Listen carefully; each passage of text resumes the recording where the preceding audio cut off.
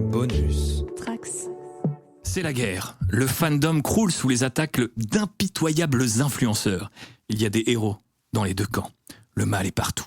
Avec une audace stupéfiante, le podcast Outrider, une vénérable émission, est de retour sur les ondes pour vous parler de la revanche des Sith. Alors que tout le monde a déjà célébré les 20 ans de l'épisode 3, le podcast, à la limite du hors-sujet, a rassemblé 2 chevaliers Jedi pour mener une mission désespérée, à savoir rendre un hommage à la fois original et pertinent à ce qui est peut-être le meilleur film de la prélogie.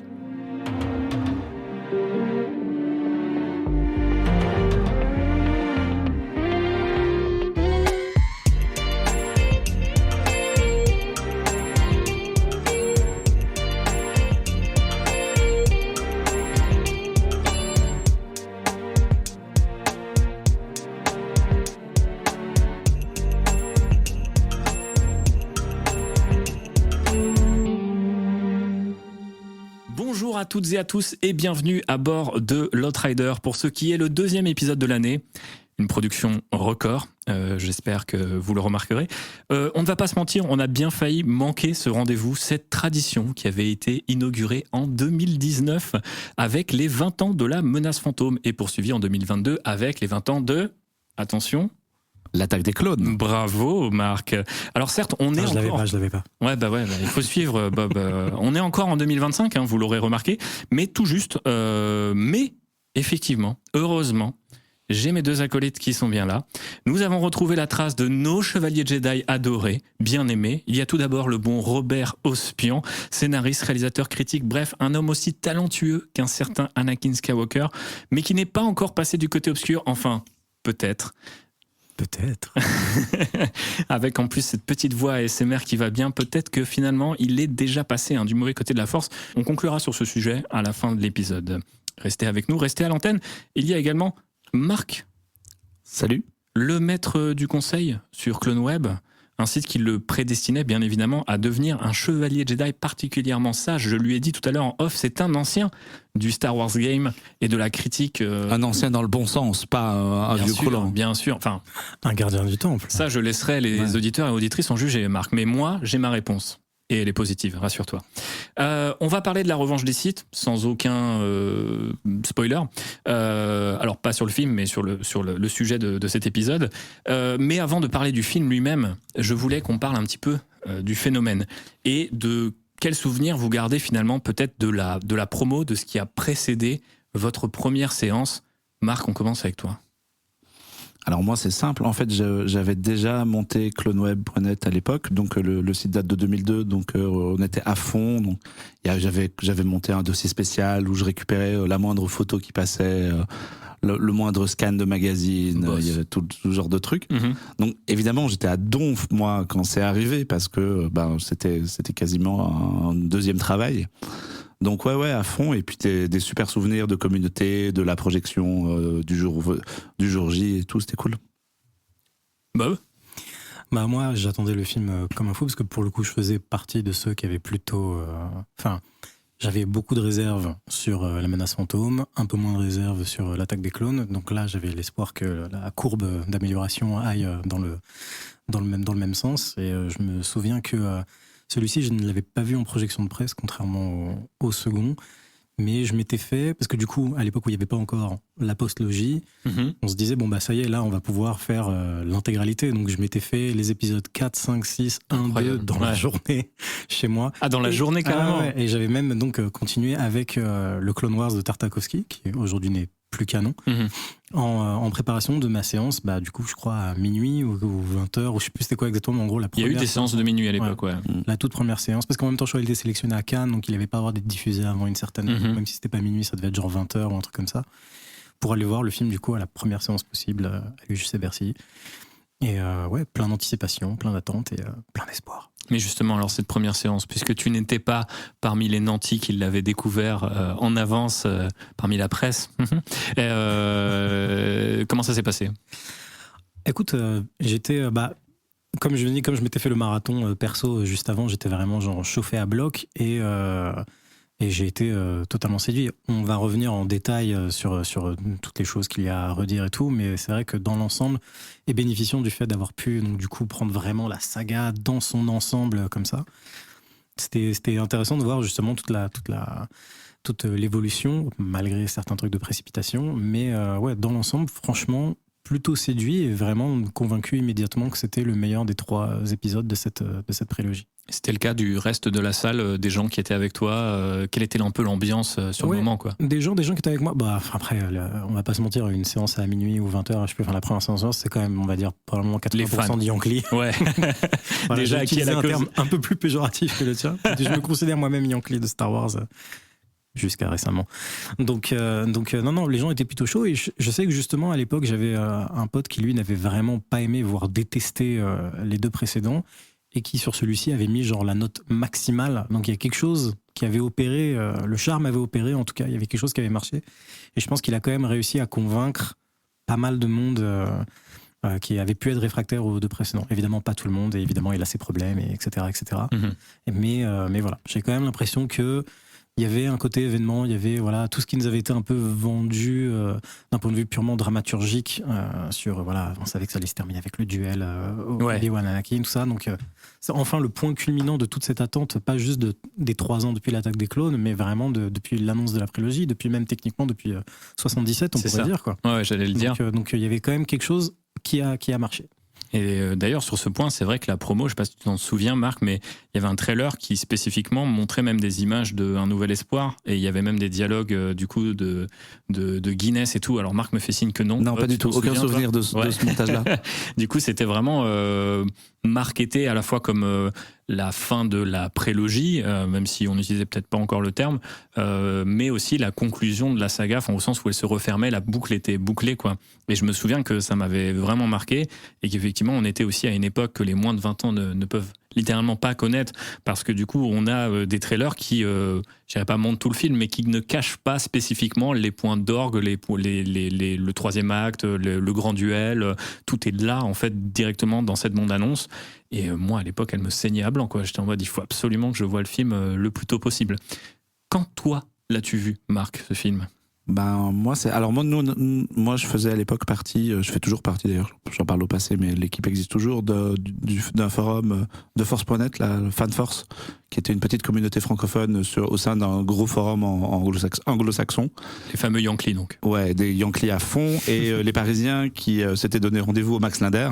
Donc on était vraiment dans le fanboyisme à fond de patate. Total. Séance pareille de 20h, minuit, je sais pas, il faisait noir, donc ça devait sans doute être assez tardif.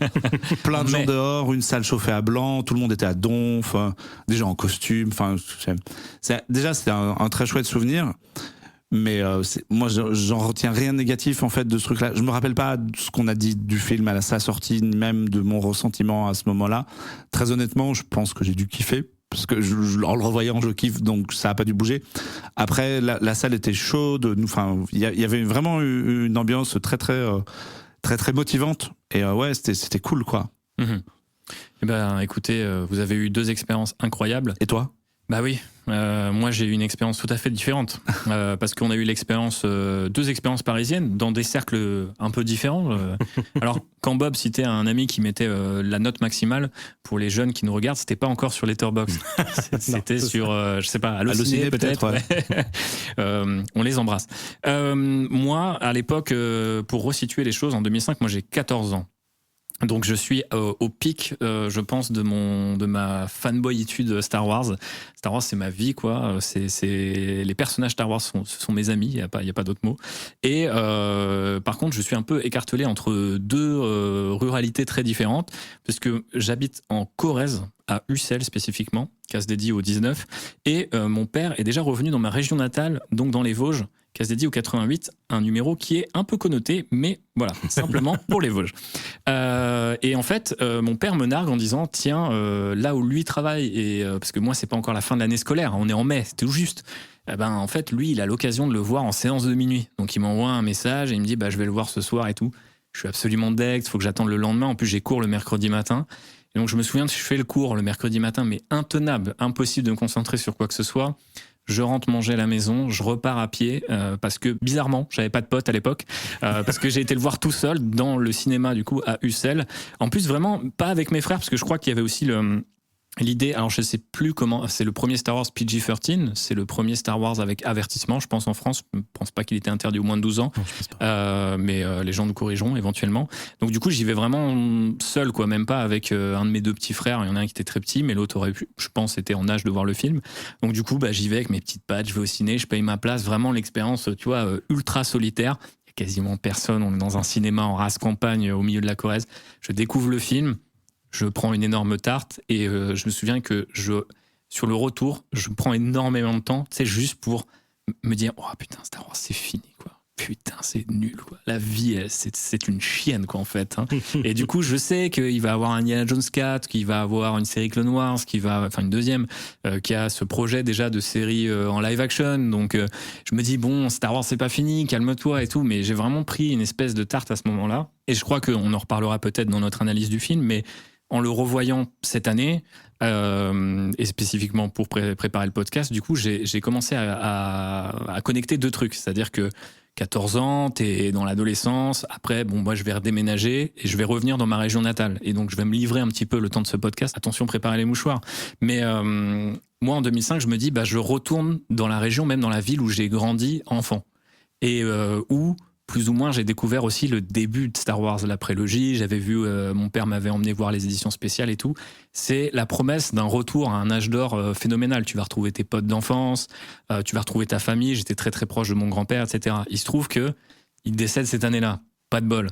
Au moment où on revient, on est moins séparés géographiquement, etc. Donc du coup, je reviens dans une région où mes potes ils sont passés à autre chose. Mon grand-père, il est plus là. Et Star Wars, c'est terminé. Ah ouais, c'est bien la bonne loose, quoi. Et en fait, c'est en revoyant le film, et je me souviens, je sais plus comment ça s'appelle, c'est un critique qui a quelques années a écrit un long truc sur le retour de Jedi après la disparition de son père. Et à quel point en revoyant ce film après, post la disparition de son père, il a vu le film complètement différemment. Parce que nos expériences changent bien sûr notre opinion des films. Et en fait, ça, j'ai toujours, je pense, un peu associer le film à la perte de mes héros, les Jedi qui meurent, qui sont tués par le mal, etc. Mais jusqu'à cette année, je me suis jamais dit « Ah, mais c'est aussi ce moment-là, genre quelques mois avant, c'est un espèce d'avant-goût de l'adolescence, l'âge d'or de l'enfance, c'est terminé, mec. Là, maintenant, c'est le retour à la vie réelle. Tes potes, ils en ont rien à carrer de toi. Ton grand-père, il est passé, il a rejoint la force, comme on dit dans le film. Et maintenant, deviens adulte, s'il te plaît, quoi. Et oublie potentiellement aussi tes conneries de Star Wars. Bon, là-dessus, j'ai été pas très rigoureux. Mais du coup, en fait, en voyant le film, ça m'a saisi et je me suis dit, waouh, de l'expérience du premier visionnage à maintenant, il a fallu 20 ans pour que je connecte et je me dise, ok, c'est pour ça que ce film, peut-être plus encore, je sais que je porte vraiment beaucoup la menace fantôme dans mon cœur, mais aussi parce que j'ai l'âge d'Anakin quand je le vois. Mon père m'emmène le truc, c'est, waouh, l'univers, il s'ouvre, c'est un truc de fou. Et il se referme 6 ans plus tard. Et j'avais jamais connecté ce truc-là. C'est-à-dire, j'avais toujours connecté épisode 1, c'est le début d'un cycle, c'est incroyable pour moi en tant que fan, c'est le début de l'amour total de Star Wars. Et là, c'est d'un coup le retour à la vie réelle. Et je sais pas s'il y a une meilleure métaphore, j'embraye beaucoup sur la conclusion du podcast, mais je me suis dit, putain, Lucas, je sais pas s'il a conscience de ça. Après, on sait qu'il a toujours voulu parler à des plus jeunes. Et je me suis dit, ah ouais, en fait, maintenant, bon, il m'a fallu 20 ans pour comprendre. Vous l'aurez compris, je comprends vite, mais il faut m'expliquer longtemps, comme dirait ma mère. Mais du coup, on m'a expliqué longtemps, et maintenant, je me suis dit, ouais, ok, je capte ce qu'il a voulu faire, quoi, en fait, sur ces 3 films. Et visiblement, à la lumière de mon dernier visionnage, celui-là repasse très loin devant les 2 autres, quoi, ce qui est bizarre, parce que c'est pas trop mon top que je faisais habituellement. Mais bref, assez parlé de ma vie, assez parlé de ce qui a précédé le film et la première séance, à moins que on peut aussi revenir peut-être sur votre dernière séance avant vraiment de rentrer dans le détail, parce qu'il est ressorti cette année en mai, Marc me l'a rappelé en off. Vous l'avez revu en mai, là, ces derniers temps ? Moi, je ne l'ai pas revu en mai parce que je l'avais revu avec mon fils à qui je les faisais découvrir. Comment ça s'est passé, ça, dernier. En fait, j'ai vraiment essayé de tenir. Déjà, il y avait la première question qui se posait, qui est une question que je me posais. Je pense que beaucoup de gens qui pensent le faire découvrir à quelqu'un se posent, c'est dans quel ordre ? Ouais. Et moi, j'ai vraiment, au final, respecté l'ordre de sortie des films. Quel Tchad.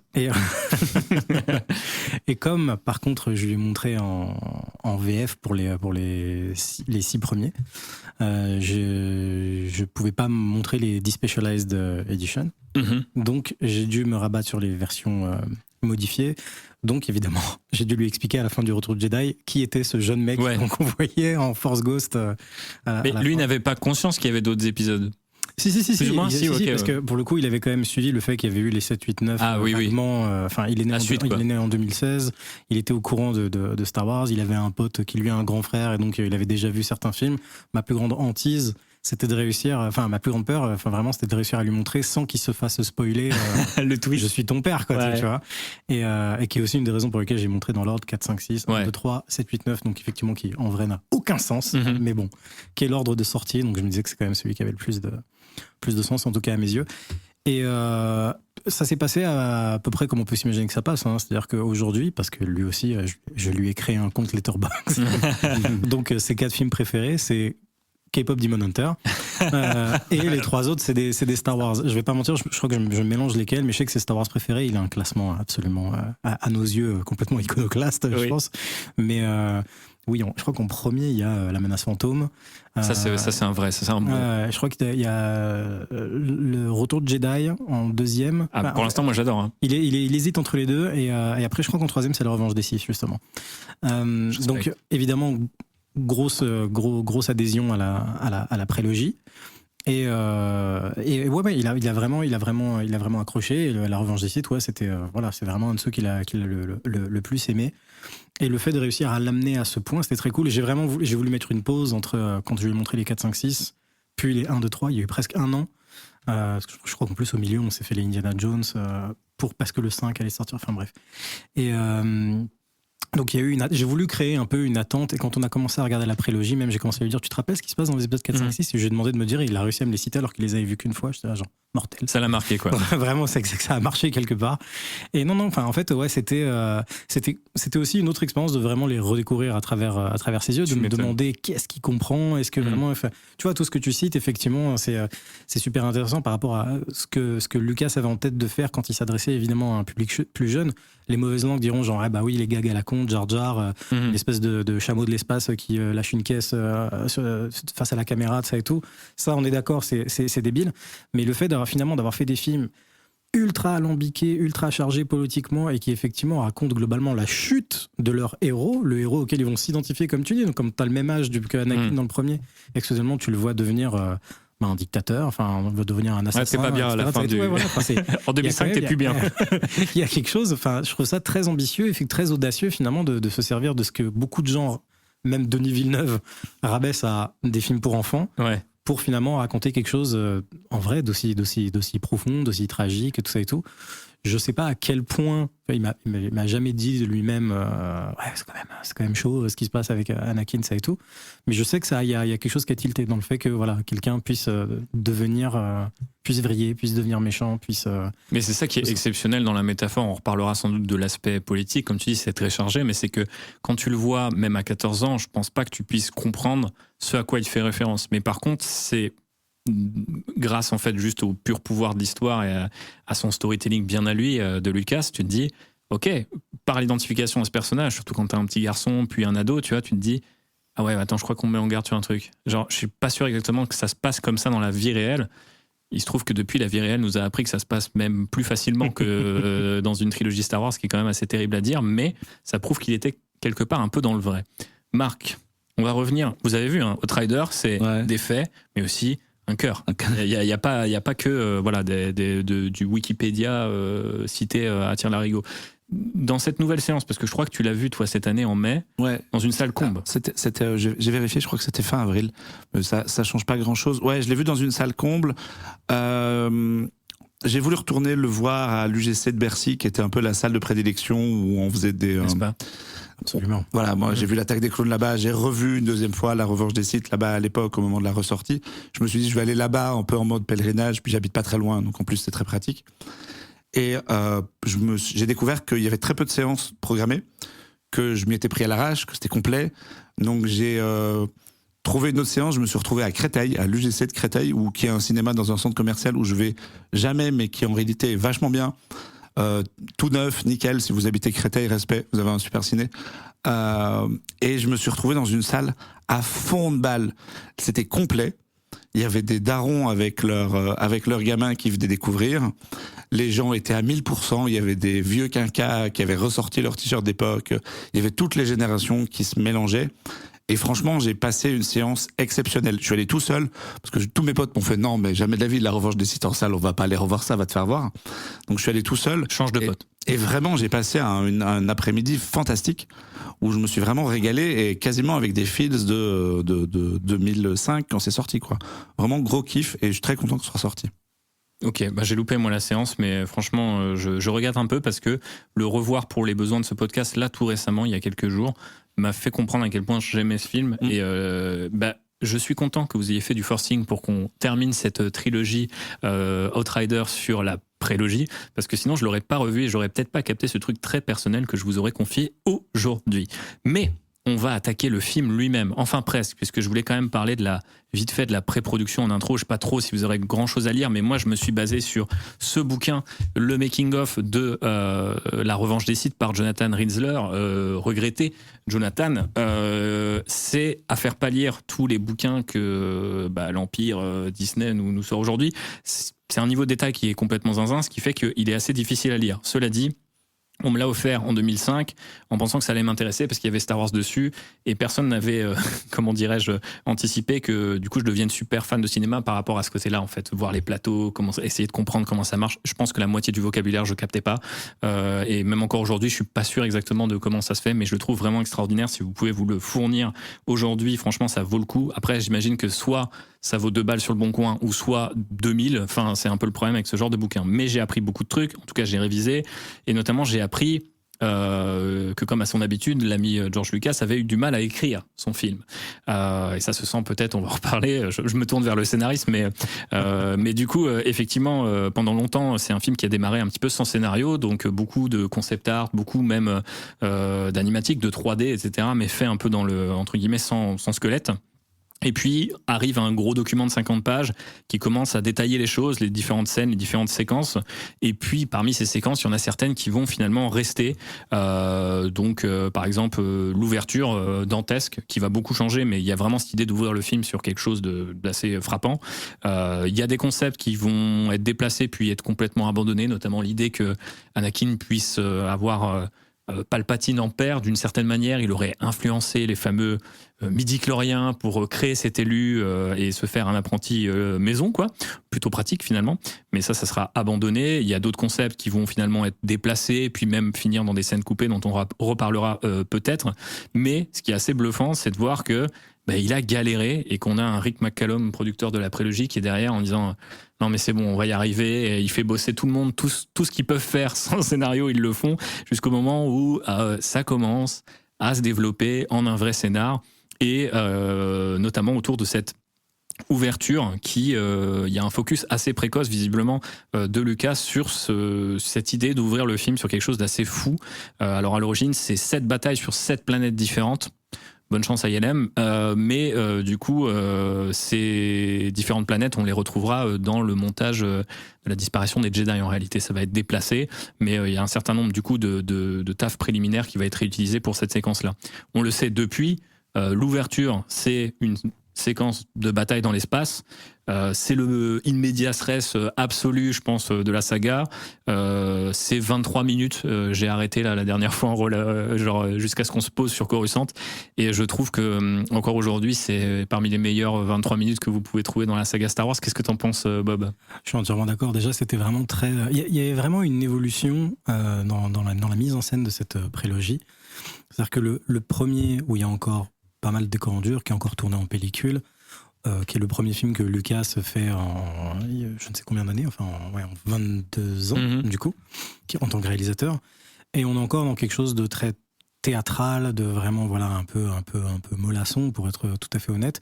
Et déjà sur le deuxième, on sentait que quand il lâchait un peu la bride et que sans doute il laissait un peu davantage les animateurs d'ILM, en plus les séquences demandant davantage finalement de CGI, tout ça et tout, que là ça y est, ça commençait un petit peu à se lâcher. C'était quelque chose qu'on avait évoqué dans un des anciens podcasts qu'on avait fait où finalement, Star Wars, c'est vraiment c'est pas que George Lucas, c'est aussi Ralph McQuarrie, c'est Doug Chiang, c'est Rick McCallum, c'est tous les mecs des effets spéciaux, tous les gens, en gros tous ceux qui participent, et vraiment c'est devenu la quintessence même de l'œuvre collaborative.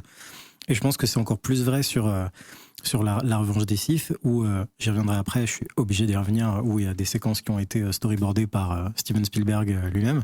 Pas l'intro, mais l'intro, il y a déjà quelque chose qui est épatant, c'est qu'il y a un des premiers, voire seul plan séquence de toute la saga Star Wars, vraiment avec donc ce premier plan. Ça commence donc avec un plan séquence vraiment où on suit, alors certes c'est un plan séquence intégralement en CGI, mais où on suit les vaisseaux d'Anakin et Obi-Wan s'approcher du croiseur, etc. Enfin, désinguer des gens, etc. Jusqu'au moment où ils vont pénétrer dans le croiseur lui-même. Enfin, c'était déjà quelque chose, et en plus avec une musique, la partition de John Williams qui est un peu plus, qui est pas vraiment héroïque à ce moment-là, qui est déjà un truc un peu tragique, tout ça et tout. Donc il y avait vraiment une autre vibe, ça te mettait tout de suite, c'était genre, c'est pas comme les autres Star Wars. Il y avait quelque chose tout de suite qui t'annonçait la couleur sur le fait que ça allait être différent. Et donc effectivement, moi d'emblée, j'étais séduit. Je ne sais pas si tu connais cette anecdote, mais le responsable des effets spéciaux sur cette séquence est la personne qui était responsable des effets spéciaux des avions sur Pearl Harbor. Toi qui es un fan de Michael Bay, parce qu'il est venu donner un coup de main, on l'apprend dans le making of, parce qu'apparemment il y avait, ça manquait de tangibilité justement sur les combats, tu vois, aériens, et Lucas, on sait que c'est un truc qui l'a vraiment marqué, l'aviation, les combats notamment de la Seconde Guerre mondiale et tout. Et donc du coup il fallait ramener un petit peu d'authenticité là-dedans. Je pense que j'allais dire le one-er en anglais, quoi, mais le plan séquence ramène aussi une fluidité, un truc vraiment, c'est une des rares fois où les vaisseaux sont aussi bien filmés, je pense, même en incluant la postlogie désormais, quoi. Qu'est-ce que tu penses de cette intro, toi, Marc ? Ouais, moi, très gros kiff sur cette intro, qui est beaucoup plus longue dans la réalité que dans mon souvenir. Je me rappelais pas que une fois arrivé après le plan séquence, une fois que t'es dans le vaisseau, ça met quand même pas mal de temps. Il y a énormément de choses, en fait. Il y a le sauvetage de Palpatine, le vaisseau qui s'effondre, il y a évidemment le duel avec Dooku qui est très surprenant aussi quand tu le découvres pour la première fois, parce que tu fais what, mais il se débarrasse là maintenant du personnage qu'on nous a vendu pendant tout un film. Qu'est-ce que c'est que cette sorcellerie ? Qu'est-ce que c'est que cette sorcellerie ? Ouais, moi j'adore le début, j'adore le martèlement là, l'espèce de bruit de tambour qui accompagne la musique tambour de Williams dès le départ. Et puis vraiment la notion de plan séquence, ça donne un cachet particulier. Alors je trouve pas que ce soit forcément la meilleure bataille spatiale de tout l'univers Star Wars. Je sais pas s'il y a un classement là-dessus. Moi, si, il y a un classement, on va le faire maintenant. Moi, j'ai une affection particulière pour épisode 4 et les tranchées de l'étoile de la mort, parce que c'est vraiment particulier. Mais là, il y a un feeling vraiment très différent, la manière dont Anakin et Obi-Wan échangent pour reposer tout de suite les bases entre les personnages. Ouais, je trouve. On voit pas d'autres pilotes non plus. C'est vraiment focus sur eux et sur leur petite aventure d'aller normalement tout droit, mais avec des péripéties. Et ouais, il y a plein de trucs dans cette scène-là. Effectivement, le duel qui est très bien, où déjà Anakin commence à péter un câble puisqu'il découpe Dooku comme il faut. Donc, très grosse séquence. Ouais, je trouve aussi. Et justement, je reviens sur un truc là pour le coup j'avais moins marqué dans mes revisionnages précédents, mais je sais que on a beaucoup parlé du côté un peu banter, dialogue un peu sympa entre les personnages, par exemple de la trilogie puis de la postlogie, avec l'implication, donc encore une fois Star Wars collaboratif, etc., comme le dit Bob, mais donc du scénariste, j'ai perdu son prénom, mais Lawrence Kasdan, et je trouve que, alors là pour le coup il participe pas du tout, mais je trouve que dans ces 23 premières minutes, il y a vraiment un truc de l'ordre de, d'un coup, les persos se font des vannes, sont beaucoup plus, il y a presque un côté un peu buddy movie. Il y a certaines scènes coupées, donc dans une rencontre alternative, ce qui serait la première rencontre avec le général Grievous, où ils se caressent même la moustache, c'est des codes pour savoir comment réagir quand ils sont encerclés, etc. Il y a toute une complicité qui ne tentait pas du tout dans les films précédents, quoi. Et effectivement, c'était pas du tout ce genre de gag. Et c'est presque un peu comme si son humour et son écriture avaient elle aussi un peu pris en maturité. Qu'est-ce que t'en penses, Bob ? Oui, moi je suis d'accord. C'est vrai que quand je pense à cette scène-là et quand j'écoutais Marc parler et qu'il disait qu'il se passait beaucoup de choses, je pensais à ça. Je pensais aux échanges entre Obi-Wan et Anakin. Et en plus, parce que c'est vraiment un film où on est un peu dans une ironie dramatique, on sait ce qui va se passer. Ouais. On sait vers où ça se dirige. On sait comment ces deux personnages-là vont finir. Donc effectivement, les voir, c'est un peu les derniers moments de... Moi, il y a par exemple un moment, attention, comparaison qui n'a rien à voir. À chaque fois que je regarde Le Roi Lion, le moment qui me fait le plus pleurer, ce n'est pas la mort de Mufasa, spoiler, c'est la veille, juste après, quand en gros il l'engueule et qu'après genre il se. Parce qu'on sait que c'est le dernier moment, quoi. Mais oui, non, mais c'est ça. En fait, il s'engueule et après ils luttent un peu dans l'air et tout. Et la musique de Zimmer à ce moment-là est genre pareil, super tragique. C'est pas du tout genre haha papa et fiston sont en train de. Il était déjà en train de nous dire. Ouais. Que là, c'est vraiment c'est genre ça, c'est triste parce que c'est la dernière fois qu'ils jouent ensemble en fait. Mais ce qui il y a un peu de ça dans le savoir. Enfin, quand on sait que ça va arriver, ces gens-là, ils sont là, comme tu dis, ils font du banter un peu de ça et tout. Et bon. Mais ce qui est drôle, c'est que justement, alors on va en reparler parce que j'ai une autre catégorie là-dessus, mais ce que je trouve assez bluffant dans le film, c'est que du coup, il introduit ça en disant profitez-en, c'est la dernière fois, un petit peu, mais c'est surtout qu'on l'a jamais vu avant. C'est-à-dire qu'en fait, ça arrive dans ce film, dans le 3e film. C'est un peu tard presque en fait. Tu te dis, alors certes, t'as eu Clone Wars de Tartakovsky, on a eu du coup plein de choses, plein de comics, plein de trucs où on pouvait au moins imaginer. Il n'y a pas de problème à se suggérer une complicité qui s'est renforcée, mais c'est vraiment, à peine tu vas la voir disparaître, quoi. C'est assez terrible. Oui, c'est ça qui est cruel, comme tu dis, en fait. Ouais. Parce que là, en fait, c'est la première fois que ce sont vraiment des égaux. Alors que dans le 2, c'est encore un maître qui est Padawan, vraiment, enfin, il fait que lui faire la leçon tout le temps, Obi-Wan et tout. Là, ça y est, ils sont, tu vois, et c'est pour ça qu'à la fin de la séquence, une fois qu'ils ont atterri, il le laisse faire sa mission tout seul, il dit, moi, je vais faire ça tout seul, machin, ça et tout. Enfin, il lui fait full confiance, quoi. Oui, c'est vrai qu'il faut rappeler que d'un point de vue lore, ça a un petit peu de sens. Mais, je sais pas, moi, je trouve que du coup, ça m'a toujours presque un peu manqué. Alors, on le retrouve après, du coup, dans la série Clone Wars, cette fois de Dave Filoni, quoi. Mais ces missions ensemble, ce qui les rassemble, ce qui les divise aussi, et c'est vachement approfondi, ce que ne fait pas Tartakovsky dans la première, parce qu'il n'a pas la place, ou c'est pas forcément ce qui l'intéresse, ou ce qui est demandé à l'époque. Ce qui est demandé d'ailleurs plutôt, c'est de faire la connexion avec cette fameuse ouverture, et notamment pourquoi Grievous tous, ce genre de détails. Toi, Marc, je sais que tu es un grand fan de Genndy, comme moi aussi, et comme je pense, j'imagine Bob tout aussi, le monde, mais ouais. voilà. Tout le monde aime Genndy. Tous les gens de bon goût. Effectivement, Clone Wars, la série de Tartakovsky, il raconte beaucoup de choses. Il y a beaucoup de personnages, il y a différents arcs. Il y a le fameux épisode avec Mace Windu tout seul, où il démonte des robots dans tous les sens. Et après, il y a le moment où il va commencer à coller, et notamment un très bon épisode sur l'enlèvement de Palpatine. Donc, il va amener en fait à la scène d'introduction de la Revanche des Sith, où on retrouve déjà, je trouve, cette espèce de rythme qui est un petit peu le même que celui de la scène d'ouverture dont on parlait juste avant. On retrouve un petit peu la même envie d'aller à fond dans ce truc-là. Mais oui, c'est pour ça que la relation, elle est pas. Ils ont jamais eu le temps en fait de la développer, et en même temps, c'est logique qu'elle soit là où elle est, puisqu'ils ont quand même passé comme beaucoup d'années ensemble. Ils ont vécu plein de trucs ensemble. Ils ont fait normalement tout Clone Wars ensemble en réalité. Ouais. Si on se raccroche à la chronologie. Donc c'est normal que effectivement, comme on disait, on soit à un niveau d'égalité à ce moment-là. Et aussi, c'est ballot parce qu'on le verra plus jamais, quoi. Oui.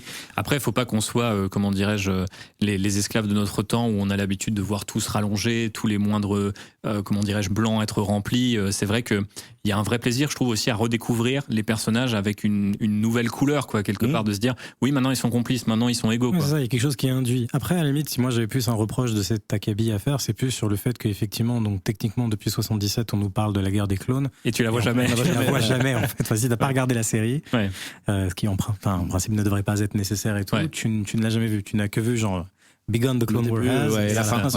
C'est fini. Oui, t'as vu le début et la fin, quoi. Ouais. Effectivement, ce qu'il y a au milieu, on sait pas trop, mais on vous renvoie vers au moins 2 séries. Au moins une est excellente, la première. L'autre, faut trier un petit peu dans les épisodes, mais vous avez ça sur le site de l'Outrider. Mais d'ailleurs, parce que je me rappelle plus, parce que déjà, ça m'avait surpris quand j'avais regardé la série de Tartakovsky. Donc déjà, dans la série de Tartakovsky, tu ne vois pas comment il obtient sa cicatrice, Anakin.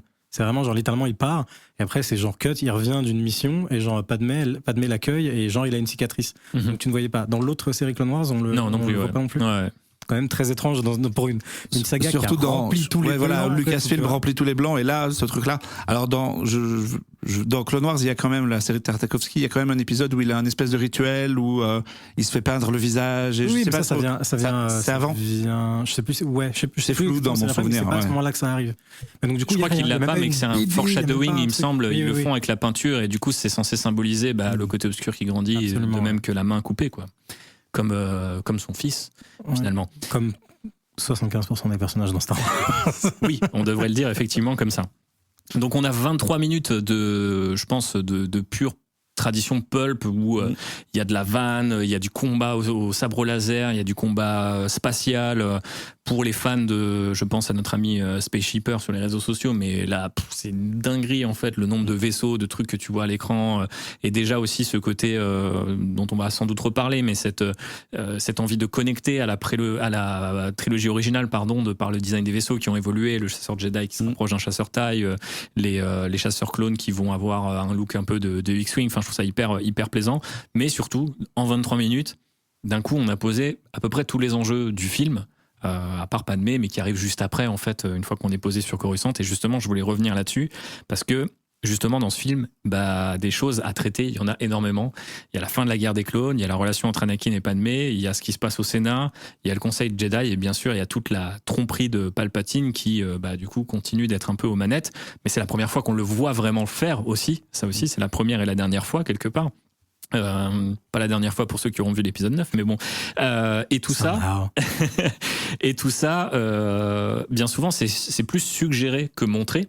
Et pourtant, je trouve que ça fonctionne. Alors sans doute parce que les éléments que Lucas nous propose de voir, et je pense que c'est la grande réussite aussi du film, pour avoir revu du coup maintenant grâce à vous et réintellectualisé ces 3 films, c'est que l'attaque des clones et encore plus la menace fantôme, c'est beaucoup des enjeux qui sont pas hyper bien incarnés dans le récit.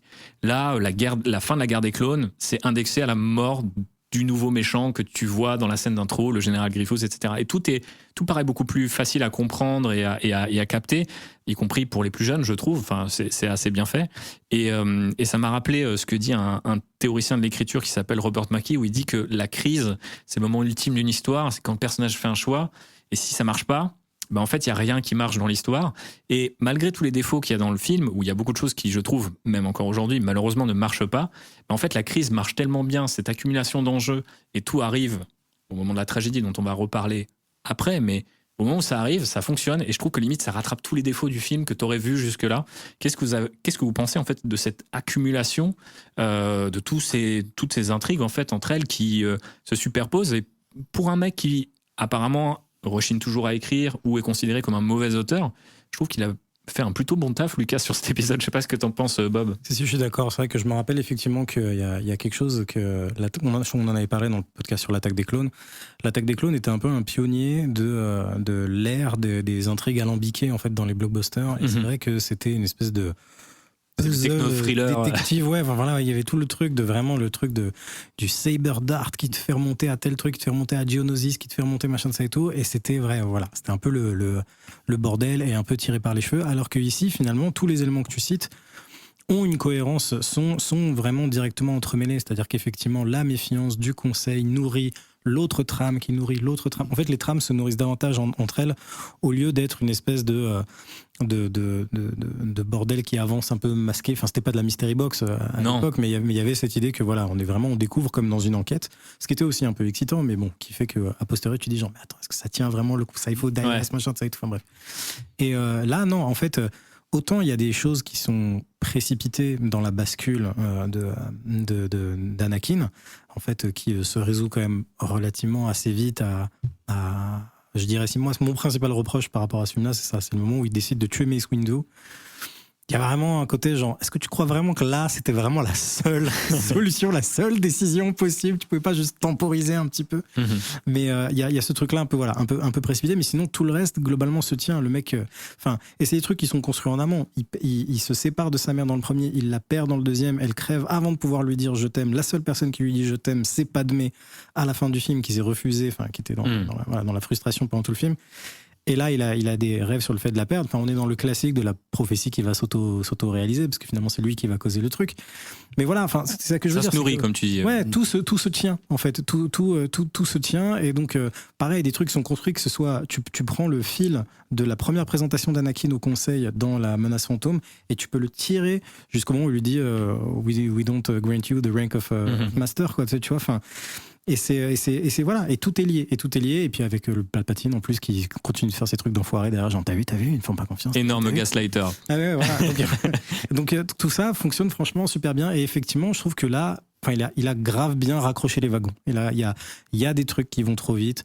J'aurais aimé qu'on voit davantage de la relation avec Padmé, que Padmé soit un peu moins réduite à se brosser les cheveux en disant j'ai envie d'avoir le bébé sur Naboo. Ouais. J'ai déjà la chambre. Enfin, je veux dire, il y a quelque chose qui est assez révélateur. Et j'imagine peut-être que tu voulais en parler parce qu'il y a pour beaucoup de gens, c'est l'une des meilleures scènes, voire la plus belle scène du film, et qui, je crois, n'est pas une idée de Lucas, qui est ce montage muet entre Anakin et Padmé qui sont à des ils se font face mais à distance. Ils se font face mais à distance, ouais, chacun face à une fenêtre sur un balcon, etc. Ça et tout. Qui en plus, je crois qu'il est même pas du tout écrit. J'ai l'impression que c'est deux moments complètement random aucun montage donne du sens. On est vraiment dans la démonstration du fait que le montage crée du sens. Et c'est un moment qui est muet. C'est-à-dire que c'est vraiment un moment qui ne passe pas du tout par des dialogues, par de l'explication, parce que c'est vraiment de l'écriture visuelle. Et ça en dit 1000 fois plus long, en fait, sur ce. Au final, tu vois, je vais revenir un peu sur ce que je dis. T'as l'impression que la décision de tuer Mace Windu, elle est là. Ouais. En fait, plutôt que dans l'après. Mais donc, du coup, ouais, voilà. Il y a quand même un travail qui a été fait. Et malgré quelques maladresses, quelques trucs malhabiles, il y a quand même un tout qui fonctionne. Je pense que, comme tu dis, l'émotion et la trajectoire qui a été construite depuis 6 ans et depuis 2-3 films, et arrive enfin, et donc ça emporte le morceau sur le reste, qui est un peu un truc qui se retrouve souvent dans Star Wars. C'est vrai. Comme je dis toujours, plus forte que ses erreurs. C'est toujours aussi bien résumé. Qu'est-ce que t'en penses, toi, Marc, de cette accumulation d'intrigues ? Je pense déjà que Bob a à peu près tout dit, parce que je suis d'accord avec lui à quasiment 100%. Il y a une vraie fluidité dans l'écriture. C'est assez marrant, parce que tu parlais tout à l'heure du fait que Lucas avait galéré à démarrer son scénario, à l'écrire et à arriver. Et en fait, c'est, je pense, peut-être celui qui est le mieux écrit des trois, avec ce côté que je trouve assez fascinant, moi, d'intrigue de couloir, où c'est vraiment des gens qui font que discuter quasiment dans des bureaux. Et pourtant, c'est passionnant et c'est hyper intéressant à regarder. Il n'y a pas énormément d'action, à part le moment où ça bascule dans l'ordre, avec l'ordre 66. Mais je trouve ça vachement bien fait. Alors moi, j'ai des petits, pareil, j'ai des petits défauts, des choses qui m'embêtent sur l'aspect pratique, les personnages qui font des allers-retours d'un lieu à un autre, Anakin qui découvre que Palpatine est l'empereur et que du coup il va le prévenir Mace Windu en vaisseau, qui lui retourne l'arrêter alors qu'il aurait pu lui passer un coup de comlink pour lui dire viens. Ça aurait été quand même beaucoup plus simple. Il y a pas mal de trucs comme ça où dans les déplacements des personnages, je trouve que c'est un peu le bazar. Mais dans les thématiques, dans la manière dont c'est construit, dans pareil l'histoire du choix d'Anakin, qui moi je pense en fait quand il arrive et qu'il se retrouve face à Windu, il savait déjà qu'il allait le démonter. Il savait déjà que démonter, c'est dit. Il était déjà dans son trip de non mais Padmé elle est enceinte, il faut que je la sauve, la vie après la mort, tout ça. Non, il était déjà dedans. Et pour moi le choix effectivement, comme tu dis, il l'avait fait avant et peut-être dans cette scène de face à face. Donc ouais, il y a tout ça, mais moi j'aime beaucoup le film. Je sais que dans les épisodes précédents, on avait eu un peu tendance à dire du mal du film et dire non mais regardez, le suivant est mieux. Oui, on peut pas là. Alors déjà on pourrait, parce qu'on pourrait parler de Rogue One, mais The Force Awakens ou de Force Awakens. Mais là non, je trouve que le film est très bien. C'est vraiment le point culminant de toutes ces choses qui ont été depuis le basculement d'Anakin. Il commence dans La Menace Fantôme quand il dit à Padmé qu'il a froid et que le côté obscur l'envahit. Tout ça on le retrouve et moi je trouve que tout fonctionne à merveille, à part vraiment ces détails pratiques, mais c'est du pratique et c'est pas si grave que ça. C'est rigolo que tu parles de ces allers-retours, parce que j'ai lu dans le making-of que je savais pas, ou j'avais oublié, que la scène de l'opéra, qui est quand même emblématique, en fait devait à la base se dérouler dans le bureau de Palpatine. Et en fait à un moment Lucas dit mais j'ai 5 scènes dans le bureau de Palpatine, c'est vrai qu'il y en a énormément, et il y en a une qui est coupée au montage où les sénateurs qui sont vont faire un peu front contre Palpatine, lui disent attention, on voit que tu commences, c'est tout plein de scènes coupées qui sont dégagées, donc celle-là dégage, mais il y en a encore 4 où tout se passe côté d'un bureau. Alors certes c'est un plateau, mais le fond est en CGI avec le reste de Coruscant, etc. Donc on voit toujours un petit peu les mêmes décors. Il y a le couloir à un moment. Donc c'est le moment où il découvre qu'il est qu'il est réellement. Quand je disais que c'était des intrigues de couloir, c'est littéralement des intrigues de couloir. Et donc du coup c'est pendant le tournage qu'ils se disent c'est pas possible, et ils improvisent ce truc sur fond bleu avec 2 sièges bricolés sur le jour même en disant ok on les met là et vous êtes à l'opéra. Et après plus tard du coup dans la phase de reshoot ils construisent l'espèce d'escalier qui va parcourir pour rejoindre du coup Palpatine, et ça donne une scène qui de par la dimension opératique, quoi, elle devient beaucoup plus impactante, alors qu'au départ, tu te dis, ouais, le mec était derrière son bureau, était en mode, t'as déjà entendu parler de Plikis, mon gars, tu vois? Non, mais c'est ça, il y a quand même quelque chose de fou qui se joue à ce moment-là. Il va lui raconter vraiment, enfin, c'est une espèce d'origin story, il y a quelque chose de quasi biblique qui est en train de raconter, la musique en mode, enfin, c'est limite les Sardaukar là qui sont en train de chanter et tout machin, enfin. Et en plus, il y a cette analogie visuelle du gigantesque sphère d'eau là, ou je sais pas quoi là, qu'ils sont en train de regarder, qui préfigure la fin où ils vont être exactement dans la même position avec l'étoile noire qui est en train de se construire, qui est une sphère tout aussi bien. Enfin, vraiment, c'est fou de se dire que ça a été quelque chose qui a été à moitié improvisé. Tu veux dire que ça rime? Exactement, it's like poetry, it rhymes. Mais ouais, et pour le coup, effectivement, c'est une des scènes les plus marquantes, qui est pareil, de par ses choix un peu étranges, voilà, effectivement, ce ballet bizarre, mais qui va être une analogie visuelle, cette musique bizarre qui en rajoute vraiment sur tout le côté élégie funèbre du moment. Enfin, vraiment, c'est là, il est en train de raconter ce qui va le condamner de ouf. Globalement à mort derrière. Effectivement, grande scène, dans laquelle en plus George Lucas a enfin son caméo en bleu. En bleu, effectivement, ouais. Mais c'est rigolo parce que tu parlais aussi d'un moment qui je pense on peut les mettre un peu dans la même team. C'est effectivement ce jeu de regard ce chant contre chant entre Anakin et Padmé, mais qui sont séparés de plusieurs kilomètres sur Coruscant, qui au revisionnage me semblait être un moment quasiment, je trouve que ça faisait très Ridley Scott en fait, tu vois, vraiment ce truc époque un peu Gladiator, époque années 2000, d'un coup le perso efface un décor, la musique démarre et qu'est-ce qu'il va faire, quoi. Et du coup je me suis dit, ah ouais, c'est vrai qu'il y a ça.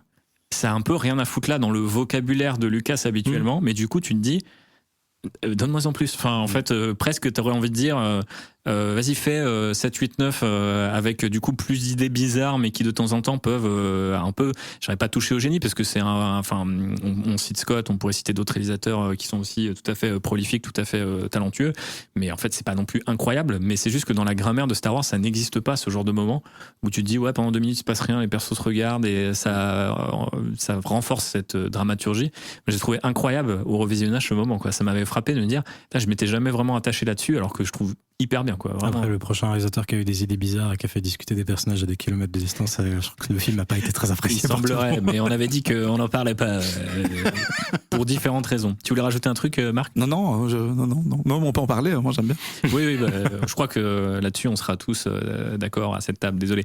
Mais justement, on parlait de dramaturgie qui est un peu amplifiée par ce moment, et je voulais bien sûr un peu enchaîner sur la tragédie elle-même, parce que au revisionnage, un truc qui m'a marqué aussi, c'est que maintenant que j'ai consommé énormément d'œuvres, que j'en écris moi-même aussi, on a tendance à voir dans ces personnages qui basculent du mauvais côté de la force, même si on n'est pas forcément sur Star Wars, toujours une quête du pouvoir qui est dans une espèce de soif presque un peu indescriptible, où il n'y a pas forcément de grande motivation au-delà du fait que je veux être le boss, quoi. Et ça m'a frappé en revoyant, peut-être aussi en vieillissant, j'ai pas d'enfant moi-même, mais je me suis dit, ah ouais, en fait, il fait tout ça parce que il veut sauver sa femme qui est enceinte. Il y a une espèce de double sentence. Alors on est dans les grands archétypes de la fiction. Je suis pas en train de dire que c'est particulièrement original, mais je me suis dit, il a quand même réussi à trouver un truc où, et d'ailleurs c'est rigolo, dans le making of c'est pas évident. C'est-à-dire que les gens disent, ah mais il y a pas de Padmé dans le film, ah elle est enceinte.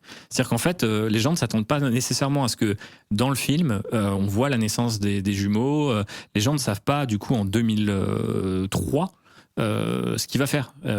Quand il dit à un moment, voilà, donc c'est rigolo, il y a des réunions, il dit, bon bah là du coup il y aura Vador en armure et tout. Bah ouais, enfin tu sais, il est un peu, bah oui je connecte, quoi. Mais les gens sont en mode, ah ouais, mais c'est huge, quoi, pour les, enfin va falloir qu'on et c'est rigolo à quel point il a réussi dans cette idée un peu peut-être toute conne à greffer quand même, je trouve, un truc vraiment touchant, enfin qui reste universel, quoi, compréhensible là aussi par les plus jeunes générations. Et puis on a le droit de tuer des enfants pour sauver sa femme. C'est ça non, c'est pas ça que je veux dire, mais ce que je veux dire c'est que en fait, je sais pas, moi à l'époque où je vois le film, j'ai pas de nana, j'ai pas vécu de relation amoureuse, donc je me dis, ah ouais, ok, j'avoue, enfin tu déportes sur quelqu'un que t'aimes bien et tu dis, ah ouais, j'avoue, c'est chaud, enfin en vrai, alors moi pareil, j'avais pas fait, j'allais dire l'expérience de la mort, si je l'avais faite, je serais pas là pour vous parler, mais je veux dire, à travers le deuil, à travers, tu vois, qu'est-ce que ça fait avant que ça arrive. Et je le ferai quelques mois plus tard, mais tu vois, c'est là aussi où j'ai connecté avec mon expérience personnelle, et c'est là où je me suis dit, bah ouais, en fait, t'as une vision où en fait tu vois ça, tu vrilles quoi, potentiellement tu vrilles, et ça paraît d'un coup beaucoup plus logique, même quand le jeu d'Hayden Christensen ne suit pas entièrement ou que les faiblesses d'écriture se font un peu sentir. Et je trouve que 20 ans après, c'est difficile, à la fois dans la tragédie d'Anakin, mais aussi dans la disparition des Jedi, dans cette séquence devenue culte des différentes batailles qui voient les Jedi être tués par leurs propres troupes. Mais c'est difficile de ne pas être ému, en fait. Enfin, pourtant, je l'ai vu des centaines de fois, quoi, cette séquence. Est-ce que c'est pareil pour vous ou suis-je juste un tout petit cœur d'artichaut? Ah non, c'est grave pareil. Moi, Lord 66, dès qu'il évoque, dès qu'il lui dit ton nom sera Dark Vador, ça y est, je suis parti. Et puis après, cet enchaînement avec tous les Jedi qu'on a vus dans les épisodes précédents qui se font dézinguer les uns après les autres, le montage, les trouvailles à chaque fois. Yoda, j'adore le plan sur Yoda qui capte que c'est en train de se passer, il lâche son bâton et en même temps il doit réagir parce que sinon lui-même il se fait buter. Et moi, le plan qui me terrasse à chaque fois, c'est les gamins dans l'enfer, dans le temple. À chaque fois, même là, je suis au bord des larmes, mais vraiment, ça me prend à la gorge à chaque fois. C'est incroyable. Quand il crie là, ouais, vraiment le moment où il en tue un et tu le vois hurler de douleur et tout, c'est quand même très très fort quand tu veux dire. Même ça, Hayden Christensen ne peut pas le foirer. Quoi. Ouais, c'est ça, peut-être. Ouais. On peut le voir comme ça. Non, ça c'est très fort. Et effectivement, l'Ordre 66. Séquence storyboardée par Steven Spielberg, c'est effectivement là aussi, c'est quelque chose de très très fort parce que comme le dit Marc, c'est quelque chose qui a été construit et là on se dit genre putain mais non en fait quoi, tu vois. Et c'est vraiment le moment où en plus c'est acté, où d'un coup vraiment les clones se retournent, s'avèrent vraiment genre 100% au service du pouvoir, tout ça. Et donc ça c'est très fort. C'est vraiment, ça fait vraiment partie des gros morceaux, des gros trucs que ce film réussit et qui font que ça compense. Oui, on pardonne les petites bêtises du reste, Ouais, c'est clairement difficile encore aujourd'hui pour moi, mais je sais que c'est rigolo parce que je me souviens, j'en discutais avec un ami en école de commerce, je ne sais pas s'il écoute ce podcast, JP, salut. Mais du coup, quand je lui racontais ça, parce qu'on avait revu les films Star Wars ensemble, parce qu'il savait que j'étais fan et lui, ça l'a jamais vraiment touché. Et en fait, quand on revoit la revanche des Sith chez lui un soir et tout, et il me dit... ah ouais, mais du coup, comment t'étais? Tu vois, en 2005, quand t'as vu cette scène, quoi, et il me fait, mais il m'a dit, mais c'est ta famille, c'est tes amis qu'on a tués ce jour-là, tu vois. Et tu te dis, et je me suis dit, bah ouais, et il y avait vraiment une déchirure un peu émotionnelle de dire, bah ouais, c'est un trauma, quoi, tu vois, c'est un trauma de voir ces petits gamins, parce que toi-même, du coup, si tu t'es identifié en partant de la menace fantôme à Anakin, même si t'as pas son âge, t'as pas 19 ans ou une vingtaine d'années, je sais plus quel âge exactement il est censé avoir dans le film, mais t'en es pas encore là, mais t'es déjà plus proche de lui que des petits gamins qui disent Maître Skywalker, qu'est-ce qu'on va faire, quoi. Et toi, t'es en mode, mais c'est pas possible, parce qu'à la rigueur, vouloir sauver Padmé, d'accord, ok, mais du coup, tu vas jusqu'au bout, tu t'enfonces dans le truc. Et en même temps, aujourd'hui, tu vois à quel point des gens peuvent vriller et t'as plus de mal à y croire. C'est ça aussi c'est un truc qui est terrible, mais c'est que on aimerait que Lucas passe pour un grand naïf de mais non, mais ça marche jamais comme ça ton histoire, tu vois. Non. Et en fait, la radicalisation. On disait que ça va vite, peut-être d'un point de vue de l'écriture, mais d'un point de vue émotionnel, en fait, il y a des trucs qui sont vraiment ultra violents. Alors après, il y a des trucs qui des fois me sortent un peu, comme quand ils reviennent sur le temple Jedi et puis il appuie sur un bouton et d'un coup il voit Anakin devant Palpatine et tu dis d'accord, il y a un enregistrement, tu sais, c'est... Il y avait une caméra. Ouais, celui-là il est vraiment bien placé, quoi.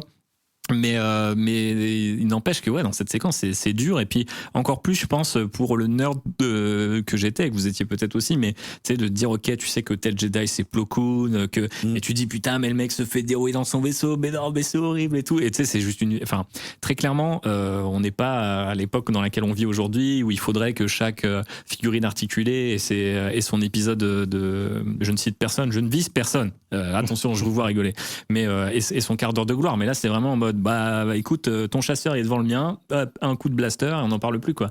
Et tu dis bah ouais, en fait si tu veux buter des Jedi, effectivement tu les prends en traite et ça fonctionne très très bien. Il y avait quelque chose de l'ordre de c'est possible aussi pour moi, tu vois. Tu dis t'en vas pas beaucoup mourir des Jedi quand t'as vu la trilogie originale ou même les 2 premiers films, quoi. Tu sais que ça peut arriver, mais t'es en mode faut un autre Jedi pour tuer un Jedi, ça se fait pas si facilement, et là c'est chaud, quoi. Tu te dis ah ouais non en fait, et ça aussi c'est un message, surtout si on prend la métaphore de figurines articulées, je sais pas trop où je vous emmène ou si vous êtes d'accord, mais c'est que du coup c'était un peu, moi rétrospectivement je le vois un peu aussi comme Lucas qui essayait de me sevrer, tu vois, en disant non mais en fait le message que je suis en train de t'apprendre est plus important que tes vaisseaux, quel nom ils ont, etc. Tu vois. Et aujourd'hui, je ne peux plus le voir que comme ça, quoi. Et je me dis, et c'est beau aussi. On verra avec ton fils dans 20 ans, on fera un podcast et on invitera Bob et son fils et il nous dira. Non, en plus, l'autre tragédie qu'il joue et le truc le plus audacieux que fait Lucas, c'est-à-dire qu'effectivement, donc déjà, c'est très fort d'un point de vue purement comment dire, iconique de tuer les Jedi et tout, mais en fait, c'est pas juste de tuer les Jedi physiquement, c'est que vraiment il remet complètement en question dans cet épisode-là l'ordre Jedi.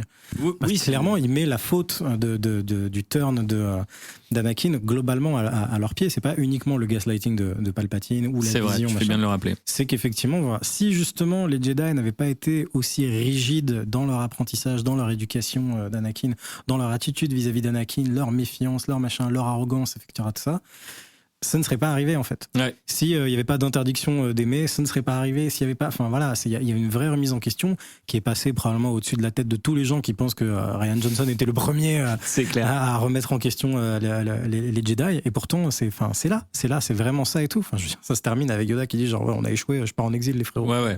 Mais c'est très évidemment là et ça m'a vraiment et ça me frappe à chaque fois pour le coup. Ça c'est toujours un truc au revisionnage, ça me surprend parce que je l'oublie en fait. Parce que les Jedi sont c'est toujours ce paradoxe du Stormtrooper, quoi, sont aussi les mascottes de Star Wars, donc c'est facile de l'oublier.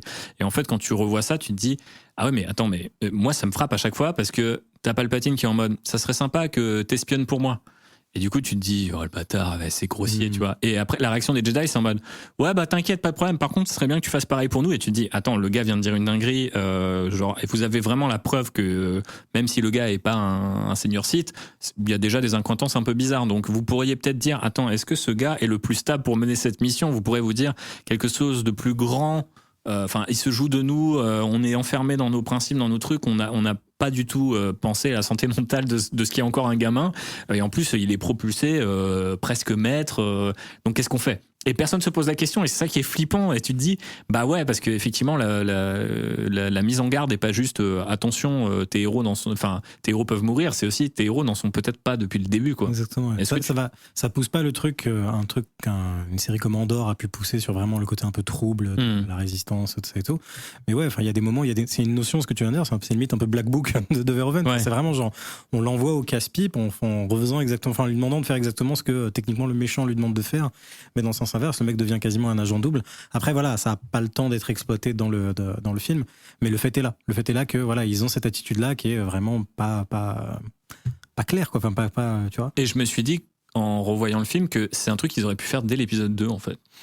Tu vois, de dire tiens, Anakin développe cette relation avec Palpatine et il pourrait tout de suite lui dire tu sais, moi j'ai pas confiance, ou enfin un des deux camps pourrait comment dirais-je, dégainer la carte en premier, et dans le 3 dire bon, tu l'as espionné pendant tant de temps, qu'est-ce que t'as à nous dire, quoi, tu vois. Et tu pourrais presque la prendre un peu peut-être comme une surprise. Mais tu vois, s'ils avaient fait ça, après Anakin n'aurait pas pu chevaucher une couille géante dans les champs.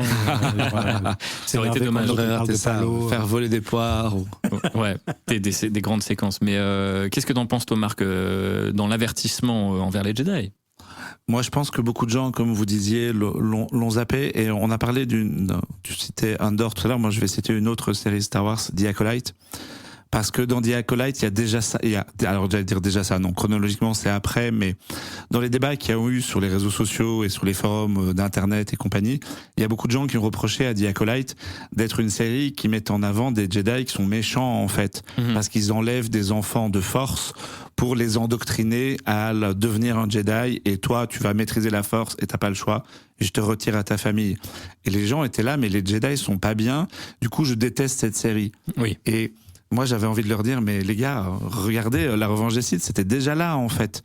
La menace fantôme. Ou La menace fantôme de The Acolyte a fait que tirer sur la corde de ce qui était déjà là, et c'est déjà dedans, et il faut un peu dépasser le côté, c'est pas juste un film sur la transformation d'Anakin en Vader. Mais c'est éclipsé par cette transformation qui en fait semble être, quelque part c'est presque méta, mais là aussi terme un peu connoté, mais il y a vraiment cette idée de non, mais c'était Anakin tu vois, la pomme un peu pourrie de la cagette, tu vois, et le reste ça allait, et en fait t'es en mode non, il existe parce que on l'a permis, quoi. Ajab. Vous l'avez entendu ici en premier, mais mais oui, c'est vrai. Mais après, il y a une vraie continuité, effectivement, la revanche des Sith, The Last Jedi, The Acolyte, quoi, complètement dans cette idée.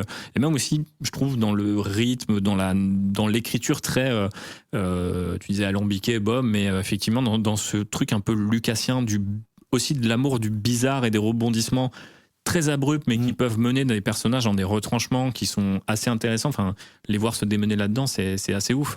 Alors, je trouve que dans The Acolyte, justement, c'était un peu peut-être l'effet inverse où Lucas va trop vite et The Acolyte en mode, oui, j'ai compris au bout de 2 épisodes où vous voulez en venir, c'est un peu dommage. Mais en tout cas, oui, c'est intéressant cette portée un peu, j'allais dire moralisatrice, c'est pas exactement le terme, mais en tout cas, cette méfiance que Lucas semble vouloir exercer envers ses propres créations, qui continue pourtant de tourner avec son propre imaginaire, de dire les Jedi arrivent un peu comme des cow-boys dans le bureau de Palpatine.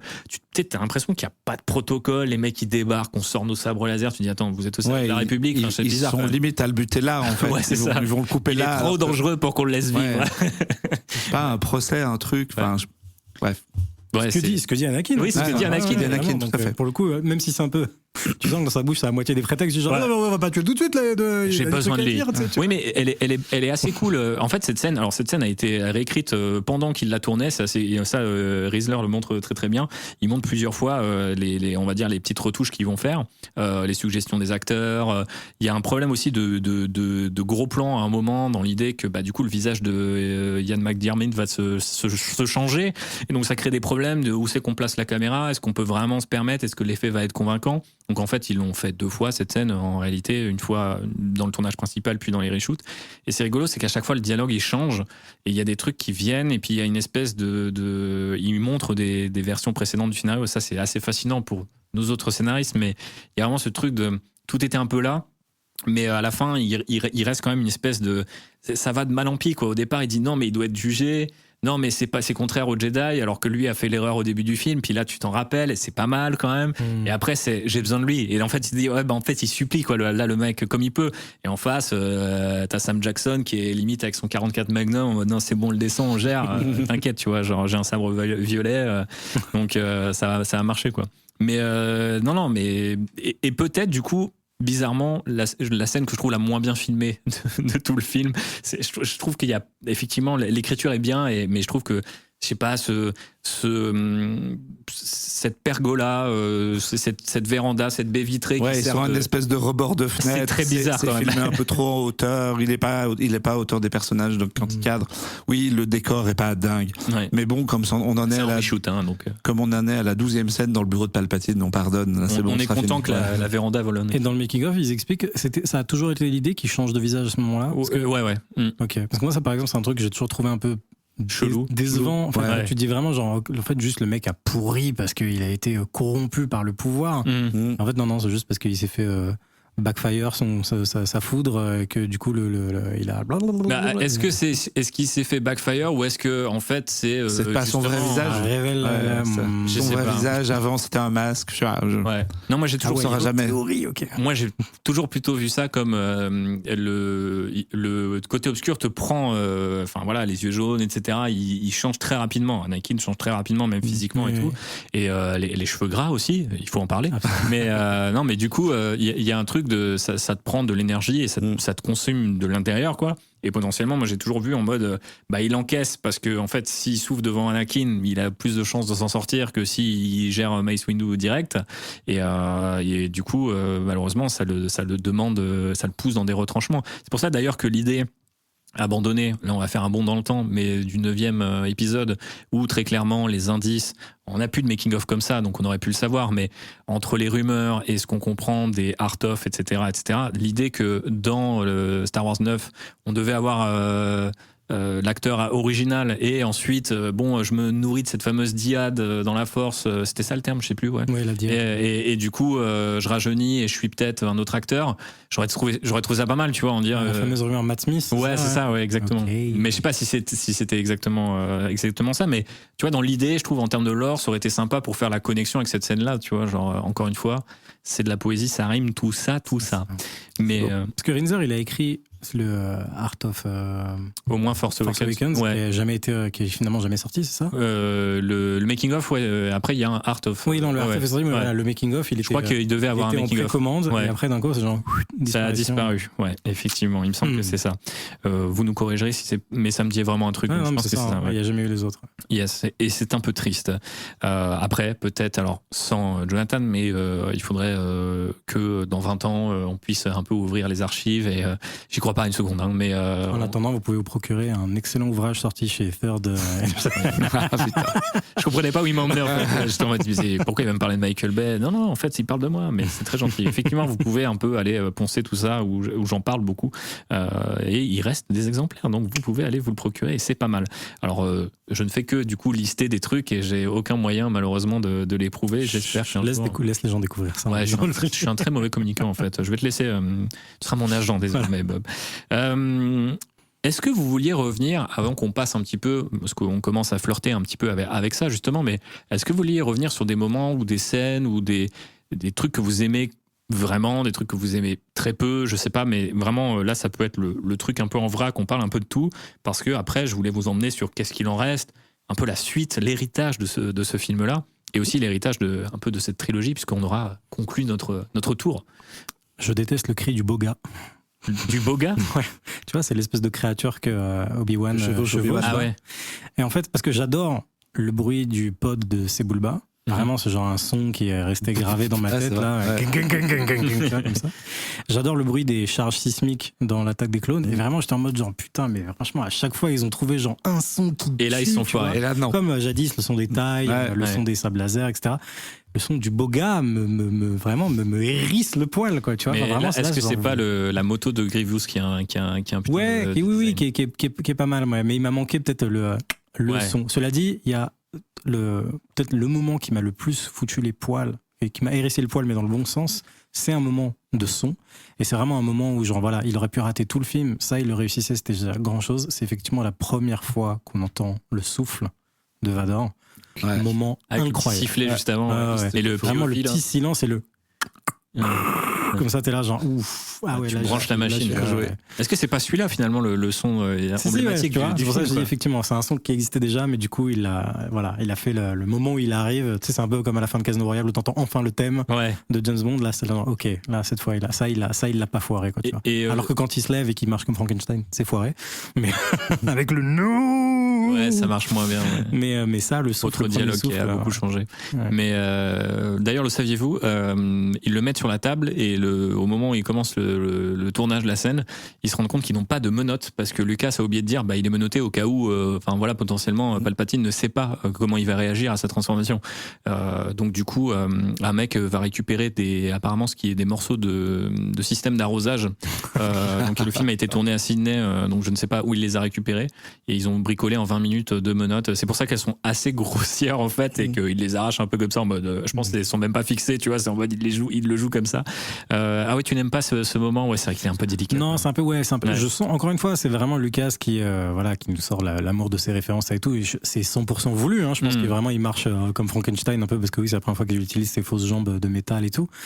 Mais du coup, tu perds un peu de la prestance quand même du super Dark Vador. Tu vois, juste avant, son souffle te fait flipper. Et après, il se met à marcher. Moi, ça casse un peu le délire. Quoi. Plus encore que le souffle, moi, ce qui me faisait flipper, c'est le point de vue avec le masque et les lentilles rouges, donc qui sont historiquement rouges, hein, mais du coup, c'est un petit clin d'œil qui sont pas mal. Et puis le plan aussi où il est opéré. Moi, je sais que puisque je lisais Lucasfilm Magazine et qu'ils avaient parlé en long, en large et en travers du fait que le film aurait son avertissement, qui serait plus violent, qui serait plus noir, un truc qui semble surprendre tout le monde quand il prépare le film, on le voit dans le making of, c'est assez intéressant, mais du coup en fait ça m'avait surpris le moment où Anakin se met à brûler, on en reparlera peut-être, on n'a pas parlé des duels spécifiquement, mais c'est ce que j'allais dire, oui, on a sauté on reviendra dessus, mais du coup ce moment m'avait surpris en mode waouh, c'est violent, mais je crois que ce qui m'avait encore plus surpris, c'est quand il se débat alors qu'ils sont en train de le réparer, quoi. J'étais en mode waouh, c'est horrible, il a pas choisi, en fait c'est bizarre, mais dans ma tête de jeune ado fan de Star Wars, je me suis dit, bah, c'est un mec, très clairement, l'armure, elle est design pour impressionner. Le gars, on sait qu'à l'intérieur, c'est une machine. Le perso est badass, quoi. Il est fait pour en jeter, quoi. Et quand tu vois qu'en fait, c'est presque une sorte de prison, quoi, et qu'il y a ce masque qui tombe et que je sais pas si c'est accidentel ou quoi, mais le regard de Christensen semble être complètement effrayé de ce truc qui approche. Absolument, ouais. Je trouve ça extraordinaire, quoi. Encore aujourd'hui, ça me, waouh, je me dis. Non, ça c'est une super idée. Et effectivement, le fait que, enfin voilà. Donc pour revenir là, ouais, il y a ce duel qui est absolument donc incroyable. Oui. Enfin, pour le coup, moi je suis assez fan. Il y a plein de duels, il faut qu'on parle. Oui. Non, mais il y a un petit backlash, j'ai l'impression, sur les duels de la prélogie où c'est effectivement sans doute moins des chorégraphies comme des gens se battraient en vrai dans la vraie vie et beaucoup de moulinets et de trucs parce que ça a de la gueule, tu vois. Mais du coup, je suis désolé, ça a de la gueule. En fait. Ça. Moi, j'aime bien justement le côté très expressionniste qui est poussé à fond. Là, c'est vraiment d'un coup, ça devient du Jackson Pollock à la fin où ils se battent avec les explosions, les éruptions de lave et tout. Enfin, c'est vraiment un spectacle son et lumière comme il n'y en a pas eu. Enfin, il y avait déjà un soupçon de ça avec le duel dans le noir de l'attaque des clones, où vraiment on est là, genre d'un coup, il n'y a plus que la lumière qui éclaire le visage, on est sur des gros plans. Vraiment, c'est quelque chose de... Expérimental est un très grand mot, mais à l'échelle de Star Wars, c'était expérimental. Et qui sera largement repris dans la postlogie d'ailleurs. Absolument. Et là, donc du coup, d'avoir ce moment-là où effectivement on est ouais, comme je disais, en full expressionnisme, où d'un coup le décor reflète vraiment ce qui est en train de se passer, le tourment intérieur des personnages, des deux frères qui sont en train de se foutre sur la gueule. Et ça, pareil, je pense qu'il a réussi. Tu vois, genre, on savait depuis je ne sais plus quel numéro de Starlog ou je sais plus quoi en 1980 où il avait dit genre oui, bah, c'est un duel au bord d'un volcan et c'est comme ça qu'il est tombé dedans et plouf.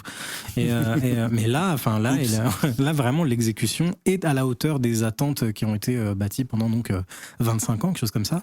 Et ça c'est très très fort. Et le fait que ce soit monté en parallèle avec un duel potentiellement encore plus ouf en termes d'utilisation de force, où effectivement voilà, là aussi tous les gens qui étaient en mode genre mais Yoda pourquoi il fait des pirouettes et il chasse les mouches avec son mini sabre etc et tout, là c'est genre ok bon bah cette fois c'est effectivement 2 giga masters qui vont utiliser la force pour s'envoyer des putains de sièges flottants du Sénat dans la gueule, et cette séquence est incroyable, designé par Steven Spielberg. Yes. Ouais, parce que tu as parlé de storyboard tout à l'heure, mais je crois que plus, en tout cas spécifiquement sur cette séquence, je sais pas sur les autres, mais dans le making of, il explique que ça arrive assez tôt, cette idée qu'ils vont se battre dans le Sénat, effectivement pas avec un sabre laser. Et du coup, c'est rigolo parce que Lucas dit oui, ça va c'est super important. J'ai pas le temps de m'en occuper, mais je sais que ça sera dans le film. Donc il nous faut quelqu'un qui supervise pendant que lui fait autre chose, et il dit j'ai trouvé un réalisateur, et les mecs commencent à flipper en disant waouh putain mais qui c'est qui va nous mettre etc tu vois, et en fait c'est donc Spielberg qui a fait le suivi de ce qu'ils appellent du coup à l'époque, il me semble que ouais c'est ça, c'est un terme, je sais pas si j'ai pas l'impression de l'entendre beaucoup aujourd'hui en VF en tout cas comme ça tu vois, donc aujourd'hui un peu moins, mais c'est vrai qu'autour des années 2000 toutes les scènes d'action étaient vraiment conçues comme ça, genre même sur X-Men, même sur machin, c'était vraiment genre la version genre imagine un jeu vidéo de l'époque des Amstrad et des Atari, pour s'il y en a qui connaissent parmi les plus vieux. Eux, ils ont plus que 20 ans, ouais. Ouais, voilà. Vraiment, oui, les piles, un truc très, très, très, très, très rudimentaire, mais qui te donnait, genre comme un découpage vidéo, en fait. Et qui l'ancêtre d'un truc qui est déjà utilisé, mais un peu de la prévise aussi, tu dirais? Ouais, absolument, ouais. Donc, le fait d'avoir des espèces de logiciels comment dirais-je, j'allais dire de moteur vidéo, quoi. Ouais, c'est de la modélisation de 3D des personnages, et un aperçu. Il le faisait beaucoup, du coup, notamment sur toutes les séquences de l'Ordre 66, en fait, qui sont prévises avant même d'être réelles. Et d'ailleurs, c'est rigolo parce que tu sens qu'on est en 2005, même en 2003 et 2004, quand ils écrivent ce bouquin, parce qu'ils sont là. Mais George, tu te rends compte que ce qu'on fait, c'est un film d'animation? Et en fait, tu te dis aujourd'hui, c'est vraiment une réflexion que personne ne ferait, quoi, tu vois, de se dire, bah oui, et c'est rigolo parce qu'il dit, ouais, on a fait, je sais plus, il y avait 60 minutes. Tu vois, de plan purement CG dans le 2, et là on passe à un autre niveau encore. Revenons un peu sur les combats, quels qu'ils soient, chorégraphiés par le maître d'armes, je crois que c'est Nick Gillard son nom, qui moi je trouve effectivement de la gueule. Qu'est-ce que t'en penses toi, Marc? Non mais ça a complètement de la gueule. Moi j'ai un peu du mal avec les incrustations numériques dans la lave, où il y a des petits moments où ça, je l'ai revu là en avril, ça picotait un peu. Mais sinon, moi j'adore la manière dont c'est fait, le montage en parallèle, et vous avez oublié de citer John Williams, qui est à 3000 au-dessus. Aïe. Et je pense que le gars, il savait qu'à ce moment-là, qu'il allait plus faire de Star Wars du tout, Et il s'est dit, bon, ça, je lâche tout, c'est bon, en avant, c'est parti, go. Et tu me demandais tout à l'heure aussi, en plus des duels, moi, il y en a un que je retiens aussi, c'est Obi-Wan contre Grievous. J'aime bien cette scène-là parce que toute la scène dans son intégralité, Obi-Wan qui part en mission, les échanges avec les clones et tout, parce que je trouve que c'est peut-être le seul aperçu live action de la guerre des clones. Ouais. C'est la seule scène guerre des clones. On retrouve Cody d'ailleurs, je crois, dans les généraux. Tout est pas très bien, l'espèce de lézard et un peu, voilà, mais ça reste un moment très cool. J'aime bien la manière, évidemment, le Hello There comme il apparaît, etc., qui est devenu iconique et qui est devenu un mème. Et puis même tout le combat contre le gars, la poursuite, le fait qu'il finisse par le dézinguer avec un blaster et pas au sabre laser, j'adore ce passage. Ouais, il est vraiment très très cool. C'est en plus j'ai un peu l'impression que c'est une sorte de retardateur parce que tu sais que t'es à ça de la tragédie et en fait du coup t'as l'impression que c'est un tour de passe-passe pour te dire non mais en vrai quand même c'est sympa, regarde, il y a un peu de baston, c'est we put wars in your Star Wars, tu vois, genre d'un coup il y a les canonnières qui arrivent, les mecs descendent en rappel, il y a le lézard qui, alors pour la petite anecdote, le lézard est là depuis les premiers jours de pré-production. Vraiment, le lézard, ça le faisait kiffer, George. C'est Anakin qui devait être sur un lézard au départ. Mais voilà, il a été recyclé. Comme ça. Pas mal. Bien, ouais, plutôt pas mal, plutôt bien. Ouais, il les a bien fait, hein. Même tout à l'heure, on peut avoir le pote de ces bulles. Je vois. Ah ouais, très, très. En plus, avec notre look un peu, tu vois, on y est, on est dans un vaisseau. On est à fond, quoi. Mais ouais, c'est vrai que ce passage-là, il est cool aussi. C'est marrant parce que il y a aussi tu parlais des clones, mais je me suis rappelé en revoyant le film que du coup les clones n'ont jamais eu. Enfin, c'est des personnages numériques. Donc en fait, quand on voit Cody et donc Temuera Morrison qui joue Cody, enfin qui revient pour jouer Cody, en fait, il y a une photo dans le making of où il est en tenue bleue. Parce que du coup c'est full CG quoi, donc c'est juste il est en juste au corps bleu, c'est assez rigolo. Tu voulais parler de cette séquence-là ou d'une autre? Je t'ai coupé. J'ai perdu le fil de ma pensée, donc je pense que tu vas enchaîner. Ouais, on était dans la bagarre, mais moi j'avoue que en la revoyant, la séquence Spielbergienne du combat au Sénat me plaît aussi de plus en plus. Alors que j'avais, je pense, un peu l'ado, j'allais dire attardé, donc on va dire ça, c'est pas très correct, mais en moi était je veux 12 minutes de sabre laser pour chaque combat. Tu vois. Et je crois d'ailleurs avoir lu. Alors peut-être que c'était le cas à l'époque, parce que dans un premier montage, ou alors ils sont confondus, mais je crois me souvenir, il faudrait que je les exhume, ces bouquins, je les ai encore, enfin ces magazines, mais dans Lucasfilm Magazine, que j'avais lu quelque part 12 minutes de duel au sabre laser, je me disais, mais c'est 12 sur le dernier, ou c'est le total, ou tout, ça te dit quelque chose? Ça m'avait vraiment, du coup, déçu de ne pas voir les sabres laser dans cette séquence-là, mais du coup, j'avais trouvé ça rafraîchissant. L'arène est littéralement l'arène politique en fait. Il y a des trucs. Bon, ça c'est des petits trucs de scénariste, hein, on aime bien, mais ça fonctionne. Franchement, ça fonctionne pleine balle. Et puis ouais, moi je trouve que même du coup Yoda a une certaine prestance, donc c'est sympa. Et il y a beaucoup de trucs auxquels je me suis attaché comme ça là au revisionnage. Et puis tu parlais aussi de cet aperçu de la guerre des clones. Il y a quand même Kashyyyk aussi. Ouais, c'est quand même ce plan extraordinaire où t'as tous les Wookiees qui se lèvent, qui étaient d'ailleurs dans le trailer. Tu fais, waouh, putain, on voit la planète des Wookiees, t'as derrière les espèces d'énormes, les turbotanks avec les roues, ils arrivent en ornithoptère, poser des grenades sur les droïdes. Enfin, moi, je trouve, limite, ça dure pas assez longtemps, quoi. En fait, c'est assez ouf. Mais je trouve qu'il y a un truc, hyper fort. Ça rejoint un peu ce que je disais sur les intrigues du film. J'ai l'impression qu'il sait que c'est le dernier film. Il faut quand même qu'il montre ce qui s'est passé. Et en fait, c'est un peu comme, tu l'as vu chez Tartakovsky, maintenant tu l'as vu chez Filoni.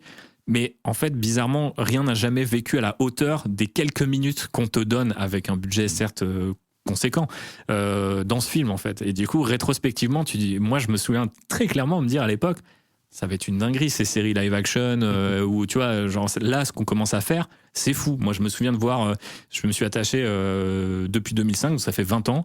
Il y a un plan qui me fait péter un câble, c'est un clone qui monte sur un droïde crabe et qui l'allume avec le blaster et le truc s'écroule et après le mec continue de courir et ça c'est en arrière-plan avec donc le lézard qui passe et qui fait je l'ai bloqué.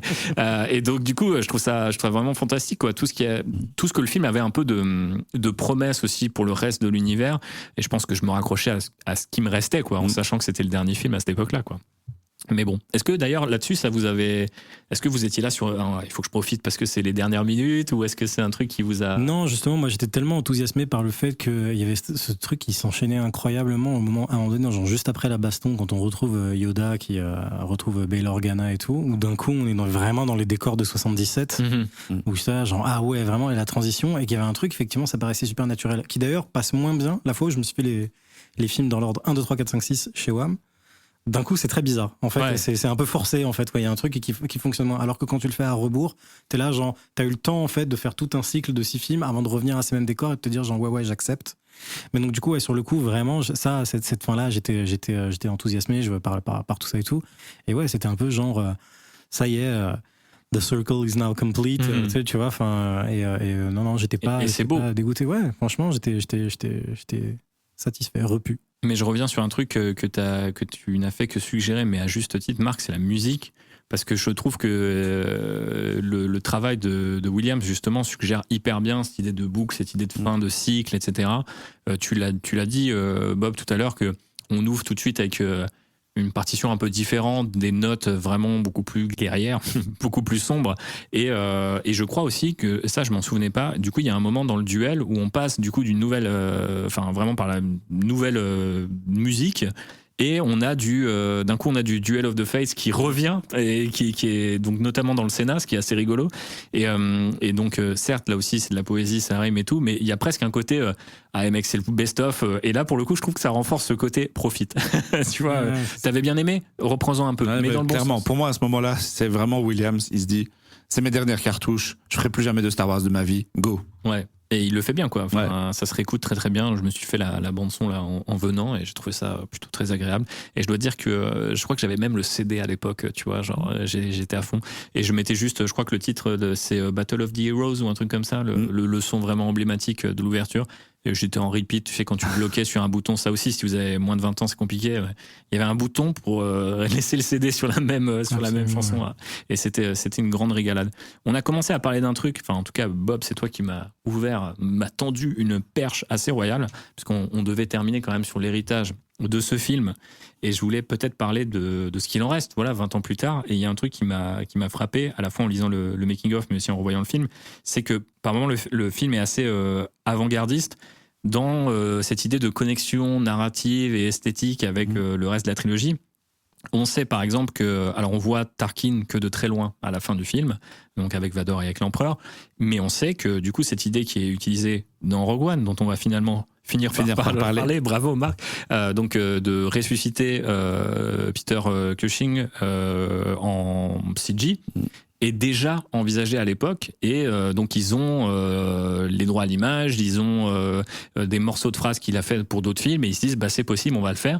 Et je crois que finalement, ils ne disent pas dans le making of, mais je crois avoir lu que c'était trop compliqué ou trop cher, et donc ils le filment de très loin, mais on distingue très clairement sa silhouette, et donc on sait que c'est lui. Dans les premières versions du film, ce devait être un jeune Han Solo qui vivait sur Kashyyyk déjà avec Chewbacca, qui apprenait par je sais pas, son réseau de petits criminels où se cachait Grievous. Dans une scène coupée, Yoda finit sur Dagobah, atterrit sur Dagobah avec cette petite capsule depuis Kashyyyk, donc ça a été tourné, si j'ose dire, même si c'est pas vraiment tourné mais animé.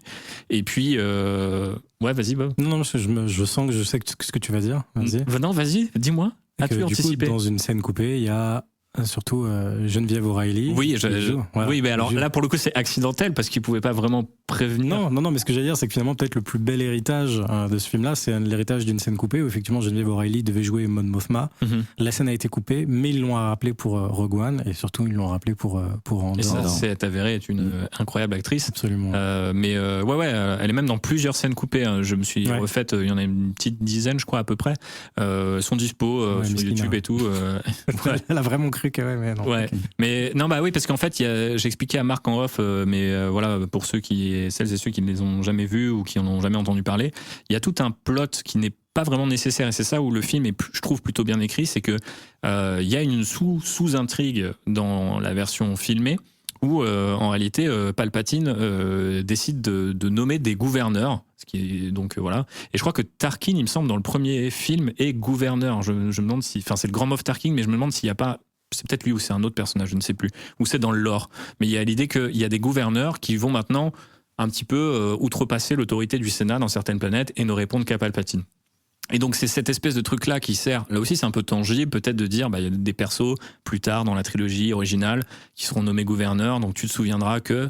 Et en fait, du coup, c'est Bail Organa qui dit non, mais qu'est-ce qui se passe, c'est pas possible. Il commence à monter du coup une espèce de ligue de sénateurs qui sont pas contents et qui veulent faire front parce que c'est un truc de pouvoir, on va dire. C'est pas encore il a pris le pouvoir, mais ça commence. C'est son 49-3 si vous voulez, quoi, pour parler en des termes actuels. Mais donc du coup, ça commence à faire beaucoup d'indices. Donc il se demande est-ce qu'on y va, quoi. Et donc en fait, il y a une scène où lui réunit des sénateurs, parmi lesquels du coup Mon Mothma, Genevieve O'Reilly.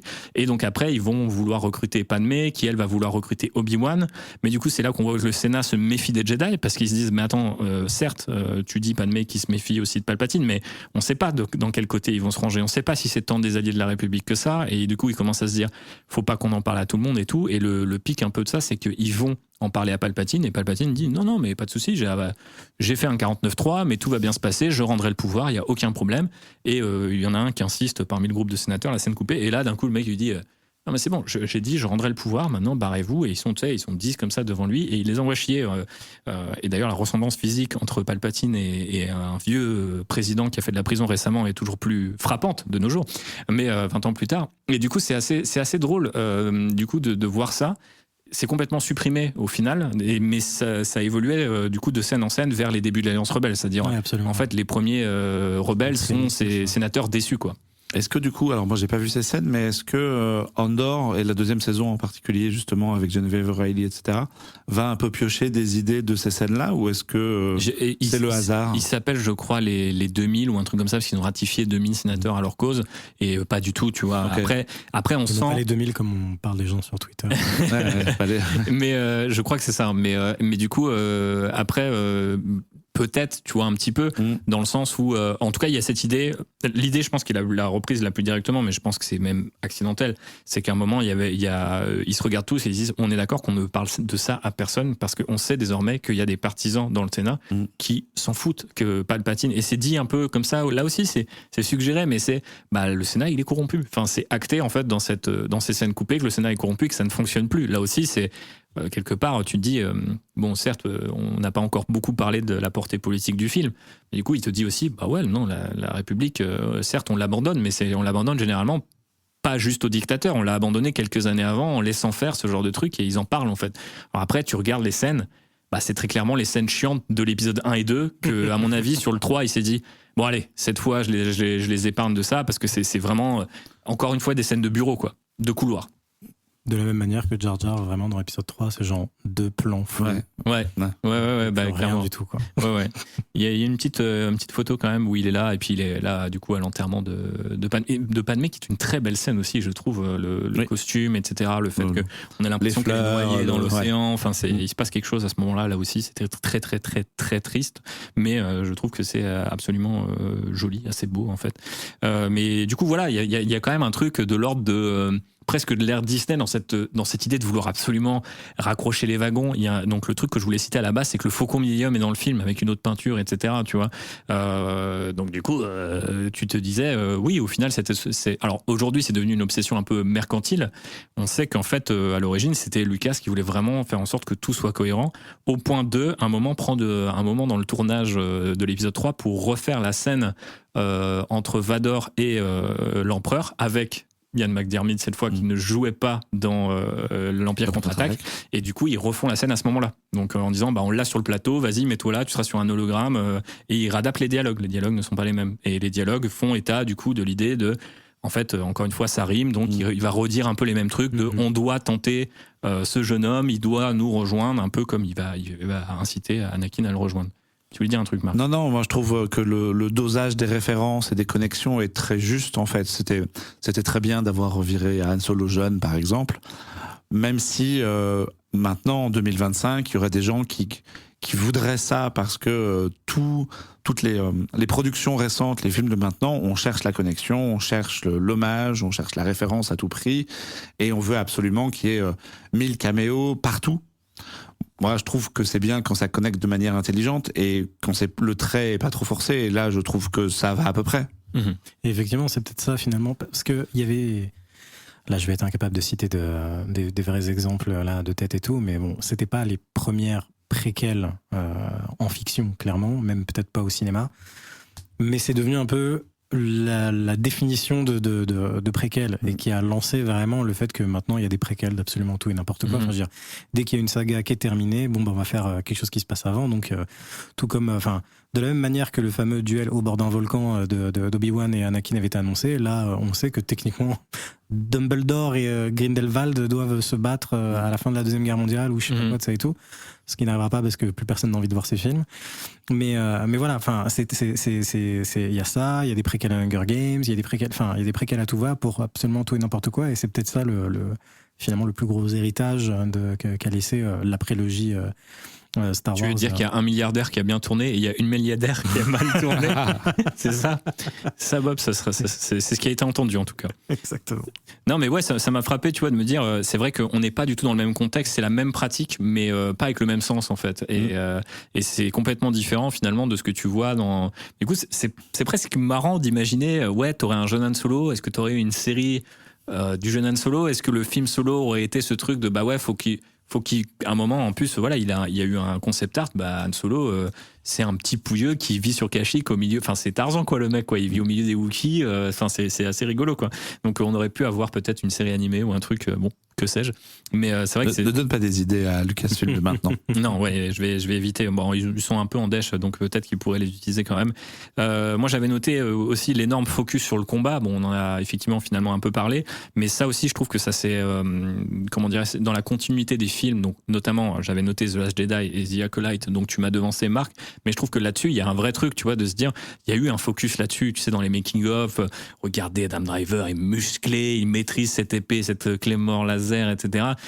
Tu sens qu'en fait, ça fait partie un petit peu comme les maquettes ou le côté marionnette qui maintenant, enfin voilà, on en a ras la gueule, mais je veux dire, il y avait aussi cette idée que les combats au sabre laser, dans chaque making-of qui faisait un peu à la D23, quand il y avait la promo d'un film, il y avait toujours ce moment où on les voyait s'entraîner, et avec aussi cette continuité, pour le coup c'est un vrai héritage, des acteurs qui font leur propre cascade. Donc du coup, ce qui fait que dans le tournage, à peu près, ils ont fait toutes les scènes d'acting, et après toutes les scènes de combat, ils ont réparti le tournage comme ça. Et je pense que, enfin je sais pas trop si vous le voyez comme ça, mais je pense qu'il y a un héritage quand même direct avec l'ère Disney, où il y a...